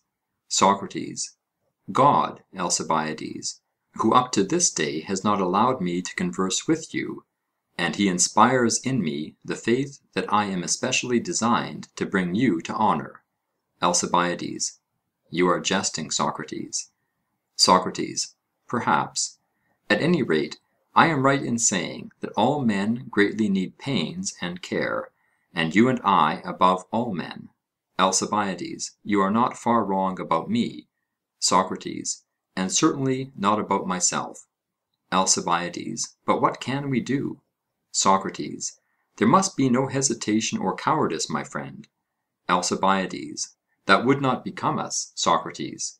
SOCRATES, no, indeed, and we ought to take counsel together, for do we not wish to be as good as possible? ALCIBIADES, we do. SOCRATES, in what sort of virtue? ALCIBIADES, plainly in the virtue of good men. SOCRATES, who are good in what? ALCIBIADES, those clearly who are good in the management of affairs. SOCRATES, what sort of affairs? Equestrian affairs? ALCIBIADES, certainly not. SOCRATES, you mean that about them we should have recourse to horsemen? ALCIBIADES, yes. SOCRATES, well, naval affairs? ALCIBIADES, no. SOCRATES, you mean that we should have recourse to sailors about them? ALCIBIADES, yes. SOCRATES, then what affairs, and who do them? ALCIBIADES, the affairs which occupy Athenian gentlemen. SOCRATES, and when you speak of gentlemen, do you mean the wise or the unwise? ALCIBIADES, the wise. SOCRATES, and a man is good in respect of that in which he is wise? ALCIBIADES, yes. SOCRATES, and evil in respect of that in which he is unwise? ALCIBIADES, certainly. SOCRATES, the shoemaker, for example, is wise in respect of the making of shoes? ALCIBIADES, yes. SOCRATES, then he is good in that? ALCIBIADES, he is. SOCRATES, but in respect of the making of garments he is unwise? ALCIBIADES, yes. SOCRATES, then in that he is bad? ALCIBIADES, yes. SOCRATES, then upon this view of the matter, the same man is good and also bad? ALCIBIADES, true. SOCRATES, but would you say that the good are the same as the bad? ALCIBIADES, certainly not. SOCRATES, then whom do you call the good? ALCIBIADES, I mean by the good those who are able to rule in the city. SOCRATES, not surely over horses? ALCIBIADES, certainly not. SOCRATES, but over men? ALCIBIADES, yes. SOCRATES, when they are sick? ALCIBIADES, no. SOCRATES, or on a voyage? ALCIBIADES, no. SOCRATES, or reaping the harvest? ALCIBIADES, no. SOCRATES, when they are doing something or nothing? ALCIBIADES, when they are doing something, I should say. SOCRATES, I wish that you would explain to me what this something is. ALCIBIADES, when they are having dealings with one another, and using one another's services, as we citizens do in our daily life. SOCRATES, those of whom you speak are ruling over men who are using the services of other men? ALCIBIADES, yes. SOCRATES, are they ruling over the signal men who give the time to the rowers? ALCIBIADES, no, they are not. SOCRATES, that would be the office of the pilot? ALCIBIADES, yes. SOCRATES, but perhaps you mean that they rule over flute players, who lead the singers and use the services of the dancers? ALCIBIADES, certainly not. SOCRATES, that would be the business of the teacher of the chorus? ALCIBIADES, yes. SOCRATES, Then what is the meaning of being able to rule over men who use other men? ALCIBIADES: I mean that they rule over men who have common rights of citizenship, and dealings with one another. SOCRATES: And what sort of an art is this? Suppose that I ask you again, as I did just now, what art makes men know how to rule over their fellow sailors? How would you answer? ALCIBIADES: The art of the pilot. SOCRATES: And if I may recur to another old instance, what art enables them to rule over their fellow singers? ALCIBIADES: The art of the teacher of the chorus, which you were just now mentioning. SOCRATES: And what do you call the art of fellow citizens? ALCIBIADES: I should say, good counsel, Socrates. SOCRATES: And is the art of the pilot evil counsel? ALCIBIADES: No. SOCRATES: But good counsel? ALCIBIADES: Yes, that is what I should say, good counsel, of which the aim is the preservation of the voyagers. SOCRATES: True. And what is the aim of that other good counsel of which you speak? ALCIBIADES: The aim is the better order and preservation of the city. SOCRATES: And what is that of which the absence or presence improves and preserves the order of the city? Suppose you were to ask me, what is that of which the presence or absence improves or preserves the order of the body? I should reply, the presence of health and the absence of disease. You would say the same? ALCIBIADES: Yes. SOCRATES: And if you were to ask me the same question about the eyes, I should reply in the same way, the presence of sight and the absence of blindness. Or about the ears I should reply that they were improved and were in better case when deafness was absent and hearing was present in them. ALCIBIADES: True. SOCRATES: And what would you say of a state? What is that by the presence or absence of which the state is improved and better managed and ordered? ALCIBIADES: I should say, Socrates, the presence of friendship and the absence of hatred and division. SOCRATES: And do you mean by friendship agreement or disagreement? ALCIBIADES: Agreement. SOCRATES: What art makes cities agree about numbers? ALCIBIADES: Arithmetic. SOCRATES: And private individuals? ALCIBIADES: The same. SOCRATES: And what art makes each individual agree with himself? ALCIBIADES: The same. SOCRATES: And what art makes each of us agree with himself about the comparative length of the span and of the cubit? Does not the art of measure? ALCIBIADES: Yes. SOCRATES: Individuals are agreed with one another about this, and states equally? ALCIBIADES: Yes. SOCRATES: And the same holds of the balance? ALCIBIADES: True. SOCRATES: But what is the other agreement of which you speak, and about what?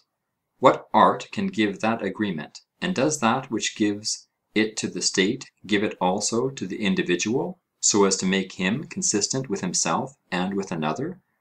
ALCIBIADES: I should suppose so. SOCRATES: But what is the nature of the agreement? Answer, and faint not. ALCIBIADES: I mean to say that there should be such friendship and agreement as exists between an affectionate father and mother and their son, or between brothers, or between husband and wife. SOCRATES: But can a man, Alcibiades, agree with a woman about the spinning of wool, which she understands and he does not? ALCIBIADES: No, truly. SOCRATES: Nor has he any need, for spinning is a female accomplishment. ALCIBIADES: Yes. SOCRATES: And would a woman agree with a man about the science of arms, which she has never learned? ALCIBIADES: Certainly not. SOCRATES: I suppose that the use of arms would be regarded by you as a male accomplishment. ALCIBIADES: It would. SOCRATES: Then, upon your view, women and men have two sorts of knowledge? ALCIBIADES: Certainly. SOCRATES: Then in their knowledge there is no agreement of women and men? ALCIBIADES: There is not. SOCRATES: Nor can there be friendship, if friendship is agreement? ALCIBIADES: Plainly not. SOCRATES: Then women are not loved by men when they do their own work? ALCIBIADES: I suppose not. Socrates. Nor men by woman when they do their own work. ALCIBIADES. No. Socrates. Nor are states well administered when individuals do their own work. ALCIBIADES. I should rather think, Socrates, that the reverse is the truth. Compare Republic. End of parentheses. Socrates. What? Do you mean to say that states are well administered when friendship is absent, the presence of which, as we were saying, alone secures their good order? ALCIBIADES. But I should say that there is friendship among them, for this very reason, that the two parties respectively do their own work. Socrates. That was not what you were saying before. And what do you mean now by affirming that friendship exists when there is no agreement? How can there be agreement about matters which the one party knows and of which the other is in ignorance? ALCIBIADES. Impossible. Socrates. And when individuals are doing their own work, are they doing what is just or unjust? ALCIBIADES. What is just? Certainly. Socrates. And when individuals do what is just in the state, is there no friendship among them? ALCIBIADES. I suppose that there must be, Socrates. Socrates. Then what do you mean by this friendship or agreement, about which we must be wise and discreet in order that we may be good men? I cannot make out where it exists or among whom. According to you, the same persons may sometimes have it and sometimes not. ALCIBIADES. But indeed, Socrates, I do not know what I am saying, and I have long been, unconsciously to myself, in a most disgraceful state. Socrates. Nevertheless, cheer up. At 50, if you had discovered your deficiency, you would have been too old, and the time for taking care of yourself would have passed away. But yours is just the age at which the discovery should be made. ALCIBIADES. And what should he do, Socrates, who would make the discovery? Socrates. Answer questions, Alcibiades, and that is a process which, by the grace of God, if I may put any faith in my oracle, will be very improving to both of us. ALCIBIADES. If I can be improved by answering, I will answer. Socrates. And first of all, that we may not peradventure be deceived by appearances, fancying perhaps that we are taking care of ourselves when we are not. What is the meaning of a man taking care of himself? And when does he take care? Does he take care of himself when he takes care of what belongs to him? ALCIBIADES. I should think so. Socrates. When does a man take care of his feet? Does he not take care of them when he takes care of that which belongs to his feet? ALCIBIADES. I do not understand. Socrates. Let me take the hand as an illustration. Does not a ring belong to the finger, and to the finger only? ALCIBIADES. Yes. Socrates. And the shoe in like manner to the foot? ALCIBIADES. Yes. Socrates. And when we take care of our shoes, do we not take care of our feet? ALCIBIADES. I do not comprehend, Socrates. Socrates. But you would admit, Alcibiades, that to take proper care of a thing is a correct expression? Alcibiades. Yes. Socrates. And taking proper care means improving? Alcibiades. Yes. Socrates. And what is the art which improves our shoes? Alcibiades. Shoemaking. Socrates. Then by shoemaking we take care of our shoes? Alcibiades. Yes. Socrates. And do we by shoemaking take care of our feet, or by some other art which improves the feet? Alcibiades. By some other art. Socrates. And the same art improves the feet which improves the rest of the body? Alcibiades. Very true. Socrates. Which is gymnastic? Alcibiades. Certainly. Socrates. Then by gymnastic we take care of our feet, and by shoemaking of that which belongs to our feet? Alcibiades. Very true. Socrates.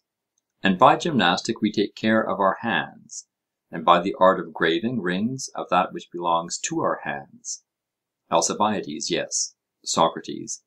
And by gymnastic we take care of the body, and by the art of weaving and the other arts we take care of the things of the body. ALCIBIADES: Clearly.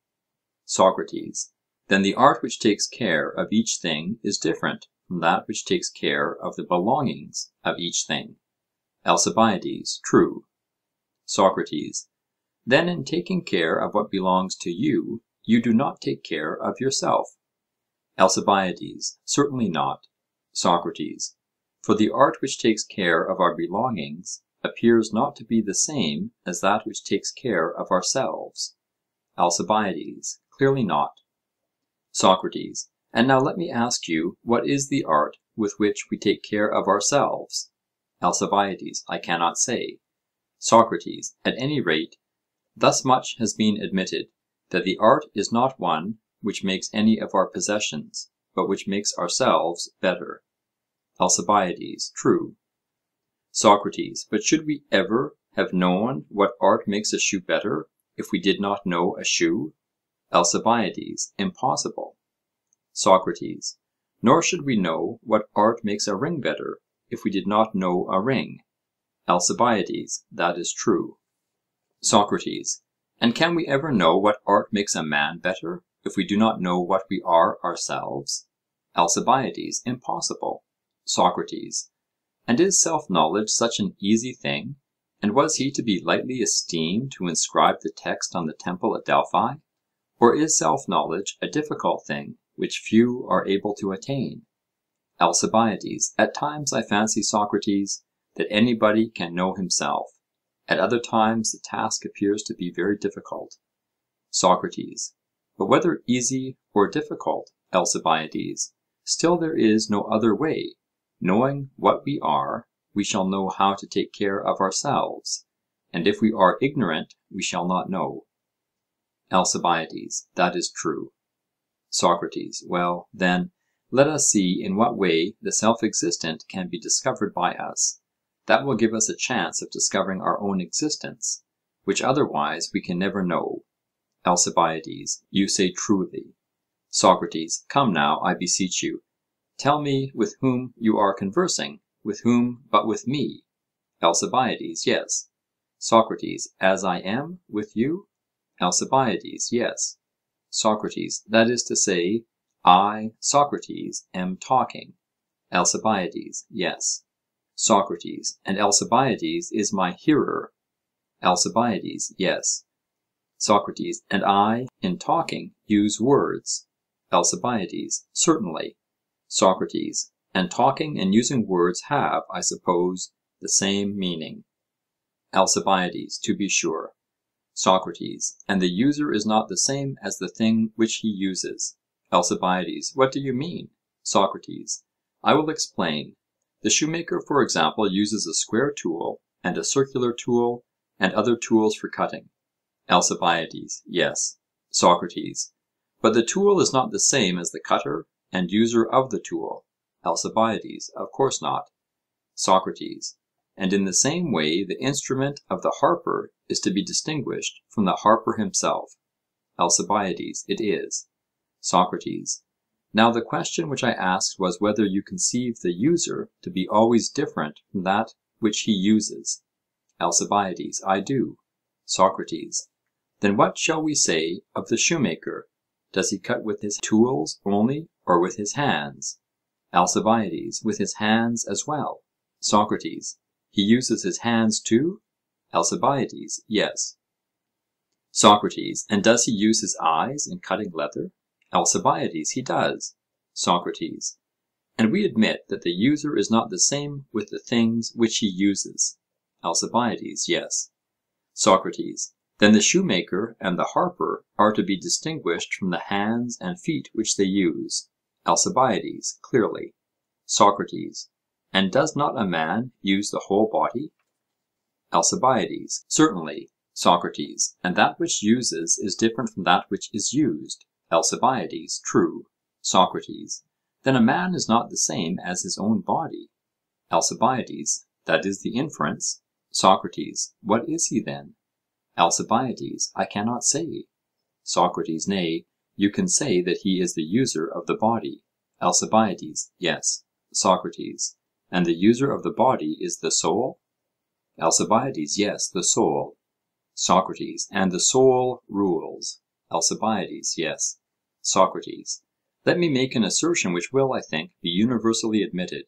ALCIBIADES: What is it? SOCRATES: That man is one of three things. ALCIBIADES: What are they? SOCRATES: Soul, body, or both together forming a whole. ALCIBIADES: Certainly. SOCRATES: But did we not say that the actual ruling principle of the body is man? ALCIBIADES: Yes, we did. SOCRATES: And does the body rule over itself? ALCIBIADES: Certainly not. SOCRATES: It is subject, as we were saying. ALCIBIADES: Yes. SOCRATES: Then that is not the principle which we are seeking. ALCIBIADES: It would seem not. SOCRATES: But may we say that the union of the two rules over the body, and consequently that this is man? ALCIBIADES: Very likely. SOCRATES: The most unlikely of all things; for if one of the members is subject, the two united cannot possibly rule. ALCIBIADES: True. SOCRATES: But since neither the body nor the union of the two is man, either man has no real existence, or the soul is man. ALCIBIADES: Just so. SOCRATES: Is anything more required to prove that the soul is man? ALCIBIADES: Certainly not. The proof is, I think, quite sufficient. SOCRATES: And if the proof, although not perfect, be sufficient, we shall be satisfied. More precise proof will be supplied when we have discovered that which we were led to omit, from a fear that the enquiry would be too much protracted. ALCIBIADES: What was that? SOCRATES: What I meant when I said that absolute existence must be first considered. But now, instead of absolute existence, we have been considering the nature of individual existence, and this may perhaps be sufficient, for surely there is nothing which may be called more properly ourselves than the soul. ALCIBIADES: There is nothing. SOCRATES: Then we may truly conceive that you and I are conversing with one another soul to soul. ALCIBIADES: Very true. SOCRATES: And that is just what I was saying before, that I, Socrates, am not arguing or talking with the face of Alcibiades, but with the real Alcibiades, or in other words, with his soul. ALCIBIADES: True. SOCRATES: Then he who bids a man know himself would have him know his soul? ALCIBIADES: That appears to be true. SOCRATES: He whose knowledge only extends to the body knows the things of a man, and not the man himself. ALCIBIADES: That is true. SOCRATES: Then neither the physician regarded as a physician, nor the trainer regarded as a trainer, knows himself? ALCIBIADES: He does not. SOCRATES: The husbandmen and the other craftsmen are very far from knowing themselves, for they would seem not even to know their own belongings. When regarded in relation to the arts which they practice, they are even further removed from self-knowledge, for they only know the belongings of the body, which minister to the body. ALCIBIADES: That is true. SOCRATES: Then if temperance is the knowledge of self, in respect of his art none of them is temperate. ALCIBIADES: I agree. SOCRATES: And this is the reason why their arts are accounted vulgar, and are not such as a good man would practice. ALCIBIADES: Quite true. SOCRATES: Again, he who cherishes his body cherishes not himself, but what belongs to him. ALCIBIADES: That is true.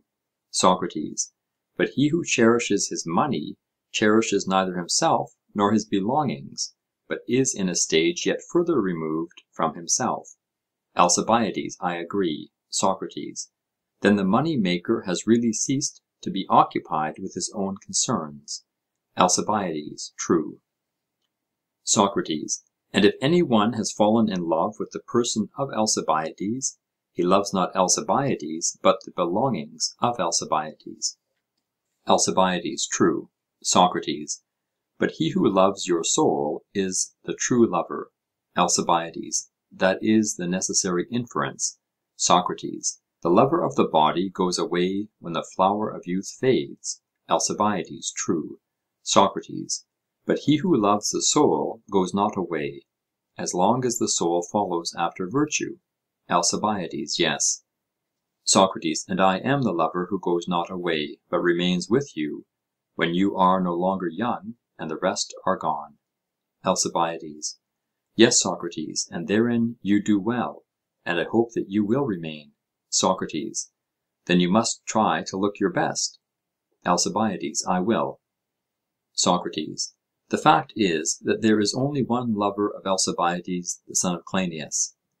There neither is nor ever has been seemingly any other, and he is his darling, Socrates, the son of Sophroniscus and Phaenarete. ALCIBIADES. True. SOCRATES: And did you not say that if I had not spoken first, you were on the point of coming to me and enquiring why I only remained? ALCIBIADES. That is true. SOCRATES: The reason was that I loved you for your own sake, whereas other men love what belongs to you, and your beauty, which is not you, is fading away, just as your true self is beginning to bloom. And I will never desert you, if you are not spoiled and deformed by the Athenian people. For the danger which I most fear is that you will become a lover of the people and will be spoiled by them. Many a noble Athenian has been ruined in this way, for the Demus of the great-hearted Erechtheus is of a fair countenance, but you should see him naked, wherefore observe the caution which I give you. ALCIBIADES. What caution?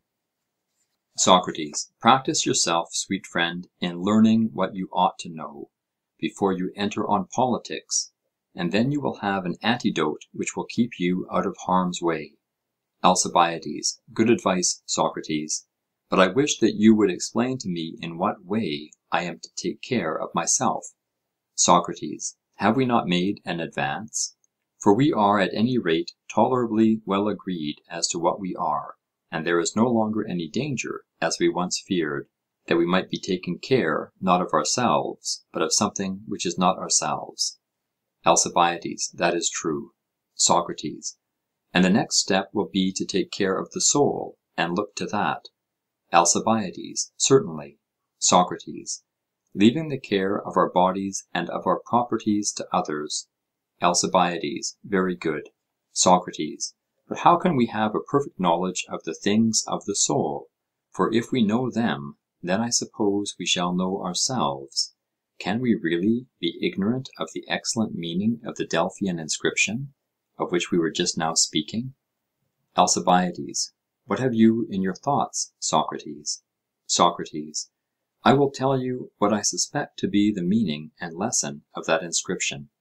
Let me take an illustration from sight, which I imagine to be the only one suitable to my purpose. ALCIBIADES. What do you mean? SOCRATES: Consider, if someone were to say to the eye, See thyself, as you might say to a man, Know thyself. What is the nature and meaning of this precept? Would not his meaning be, that the eye should look at that in which it would see itself? ALCIBIADES. Clearly. SOCRATES: And what are the objects in looking at which we see ourselves? ALCIBIADES. Clearly, Socrates, in looking at mirrors and the like. SOCRATES: Very true. And is there not something of the nature of a mirror in our own eyes? ALCIBIADES: Certainly. SOCRATES: Did you ever observe that the face of a person looking into the eye of another is reflected as in a mirror, and in the visual organ which is over against him, and which is called the pupil, there is a sort of image of the person looking? ALCIBIADES: That is quite true. SOCRATES: Then the eye, looking at another eye, and at that in the eye which is most perfect, and which is the instrument of vision, will there see itself? ALCIBIADES: That is evident. SOCRATES: But looking at anything else either in man or in the world, and not to what resembles this, it will not see itself? ALCIBIADES: Very true. SOCRATES: Then if the eye is to see itself, it must look at the eye, and at that part of the eye where sight, which is the virtue of the eye, resides? ALCIBIADES: True. SOCRATES: And if the soul, my dear Alcibiades, is ever to know herself, must she not look at the soul, and especially at that part of the soul in which her virtue resides, and to any other which is like this?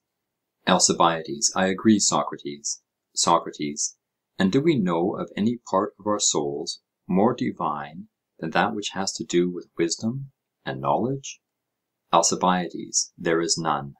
SOCRATES: Then this is that part of the soul which resembles the divine, and he who looks at this and at the whole class of things divine will be most likely to know himself.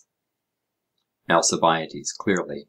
SOCRATES: And self-knowledge we agree to be wisdom? ALCIBIADES: True. SOCRATES: But if we have no self-knowledge and no wisdom, can we ever know our own good and evil? ALCIBIADES: How can we, Socrates? SOCRATES: You mean that if you did not know Alcibiades, there would be no possibility of your knowing that what belonged to Alcibiades was really his? ALCIBIADES: It would be quite impossible. SOCRATES: Nor should we know that we were the persons to whom anything belonged, if we did not know ourselves? ALCIBIADES: How could we? SOCRATES: And if we did not know our own belongings, neither should we know the belongings of our belongings? ALCIBIADES: Clearly not. SOCRATES: Then we were not altogether right in acknowledging just now that a man may know what belongs to him and yet not know himself; nay, rather he cannot even know the belongings of his belongings.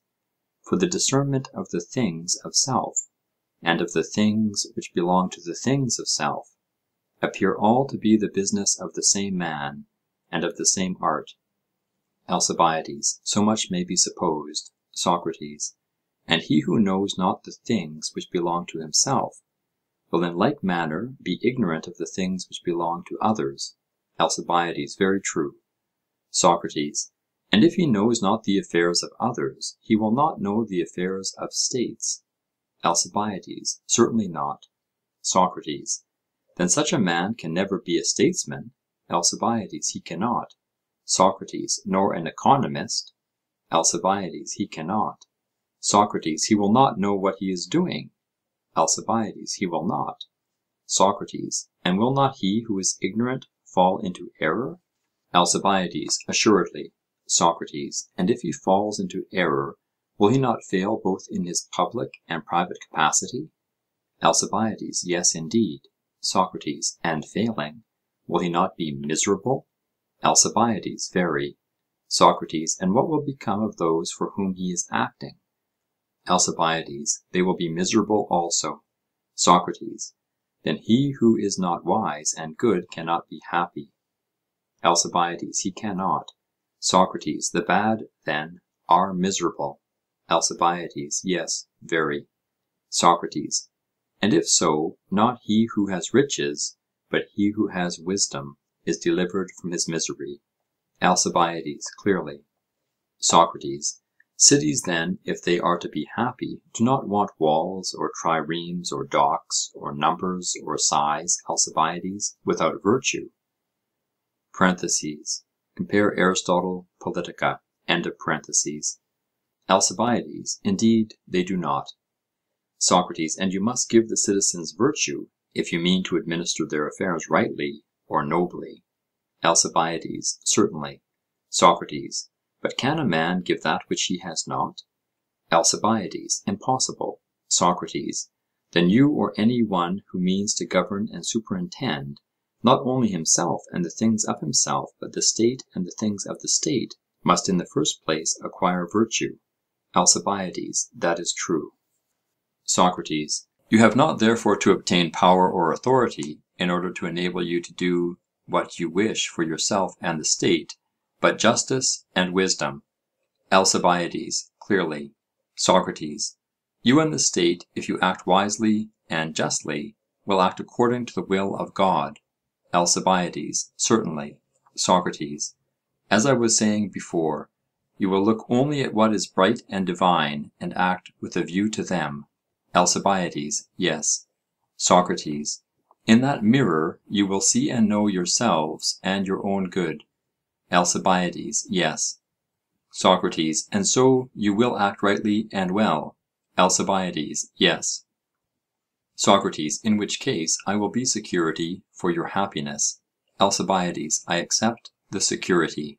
SOCRATES: But if you act unrighteously, your eye will turn to the dark and godless, and being in darkness and ignorance of yourselves, you will probably do deeds of darkness. ALCIBIADES: Very possibly. SOCRATES: For if a man, my dear Alcibiades, has the power to do what he likes, but has no understanding, what is likely to be the result, either to him as an individual or to the state? For example, if he be sick and is able to do what he likes, not having the mind of a physician, having moreover tyrannical power, and no one daring to reprove him, what will happen to him? Will he not be likely to have his constitution ruined? ALCIBIADES: That is true. SOCRATES: Or again in a ship, if a man having the power to do what he likes, has no intelligence or skill in navigation, do you see what will happen to him and to his fellow sailors? ALCIBIADES: Yes, I see that they will all perish.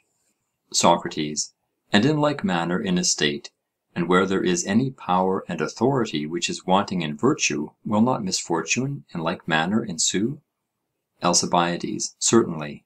SOCRATES: Not tyrannical power then, my good Alcibiades, should be the aim either of individuals or states, if they would be happy, but virtue.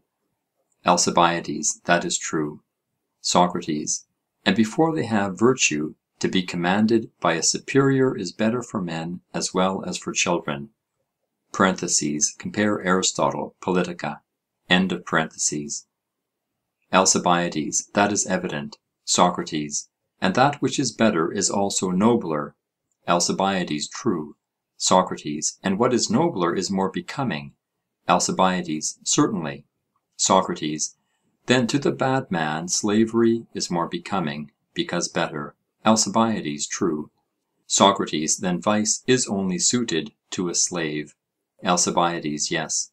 SOCRATES: And virtue to a free man. ALCIBIADES: Yes. SOCRATES: And, O my friend, is not the condition of a slave to be avoided? ALCIBIADES: Certainly, Socrates. SOCRATES: And are you now conscious of your own state, and do you know whether you are a free man or not? ALCIBIADES: I think that I am very conscious indeed of my own state. SOCRATES: And do you know how to escape out of a state, which I do not even like to name to my beauty? ALCIBIADES: Yes, I do. SOCRATES: How? ALCIBIADES: By your help, Socrates. SOCRATES: That is not well said, Alcibiades. ALCIBIADES: What ought I to have said? SOCRATES: By the help of God. ALCIBIADES: I agree, and I further say that our relations are likely to be reversed. From this day forward I must and will follow you as you have followed me. I will be the disciple, and you shall be my master. SOCRATES: Oh, that is rare. My love breeds another love, and so like the stork, I shall be cherished by the bird whom I have hatched. ALCIBIADES: Strange but true, and henceforward I shall begin to think about justice. SOCRATES: And I hope that you will persist, although I have fears, not because I doubt you, but I see the power of the state, which may be too much for both of us. End of Alcibiades I, by Plato. Translated by Benjamin Jowett. Recording by Kevin Johnson.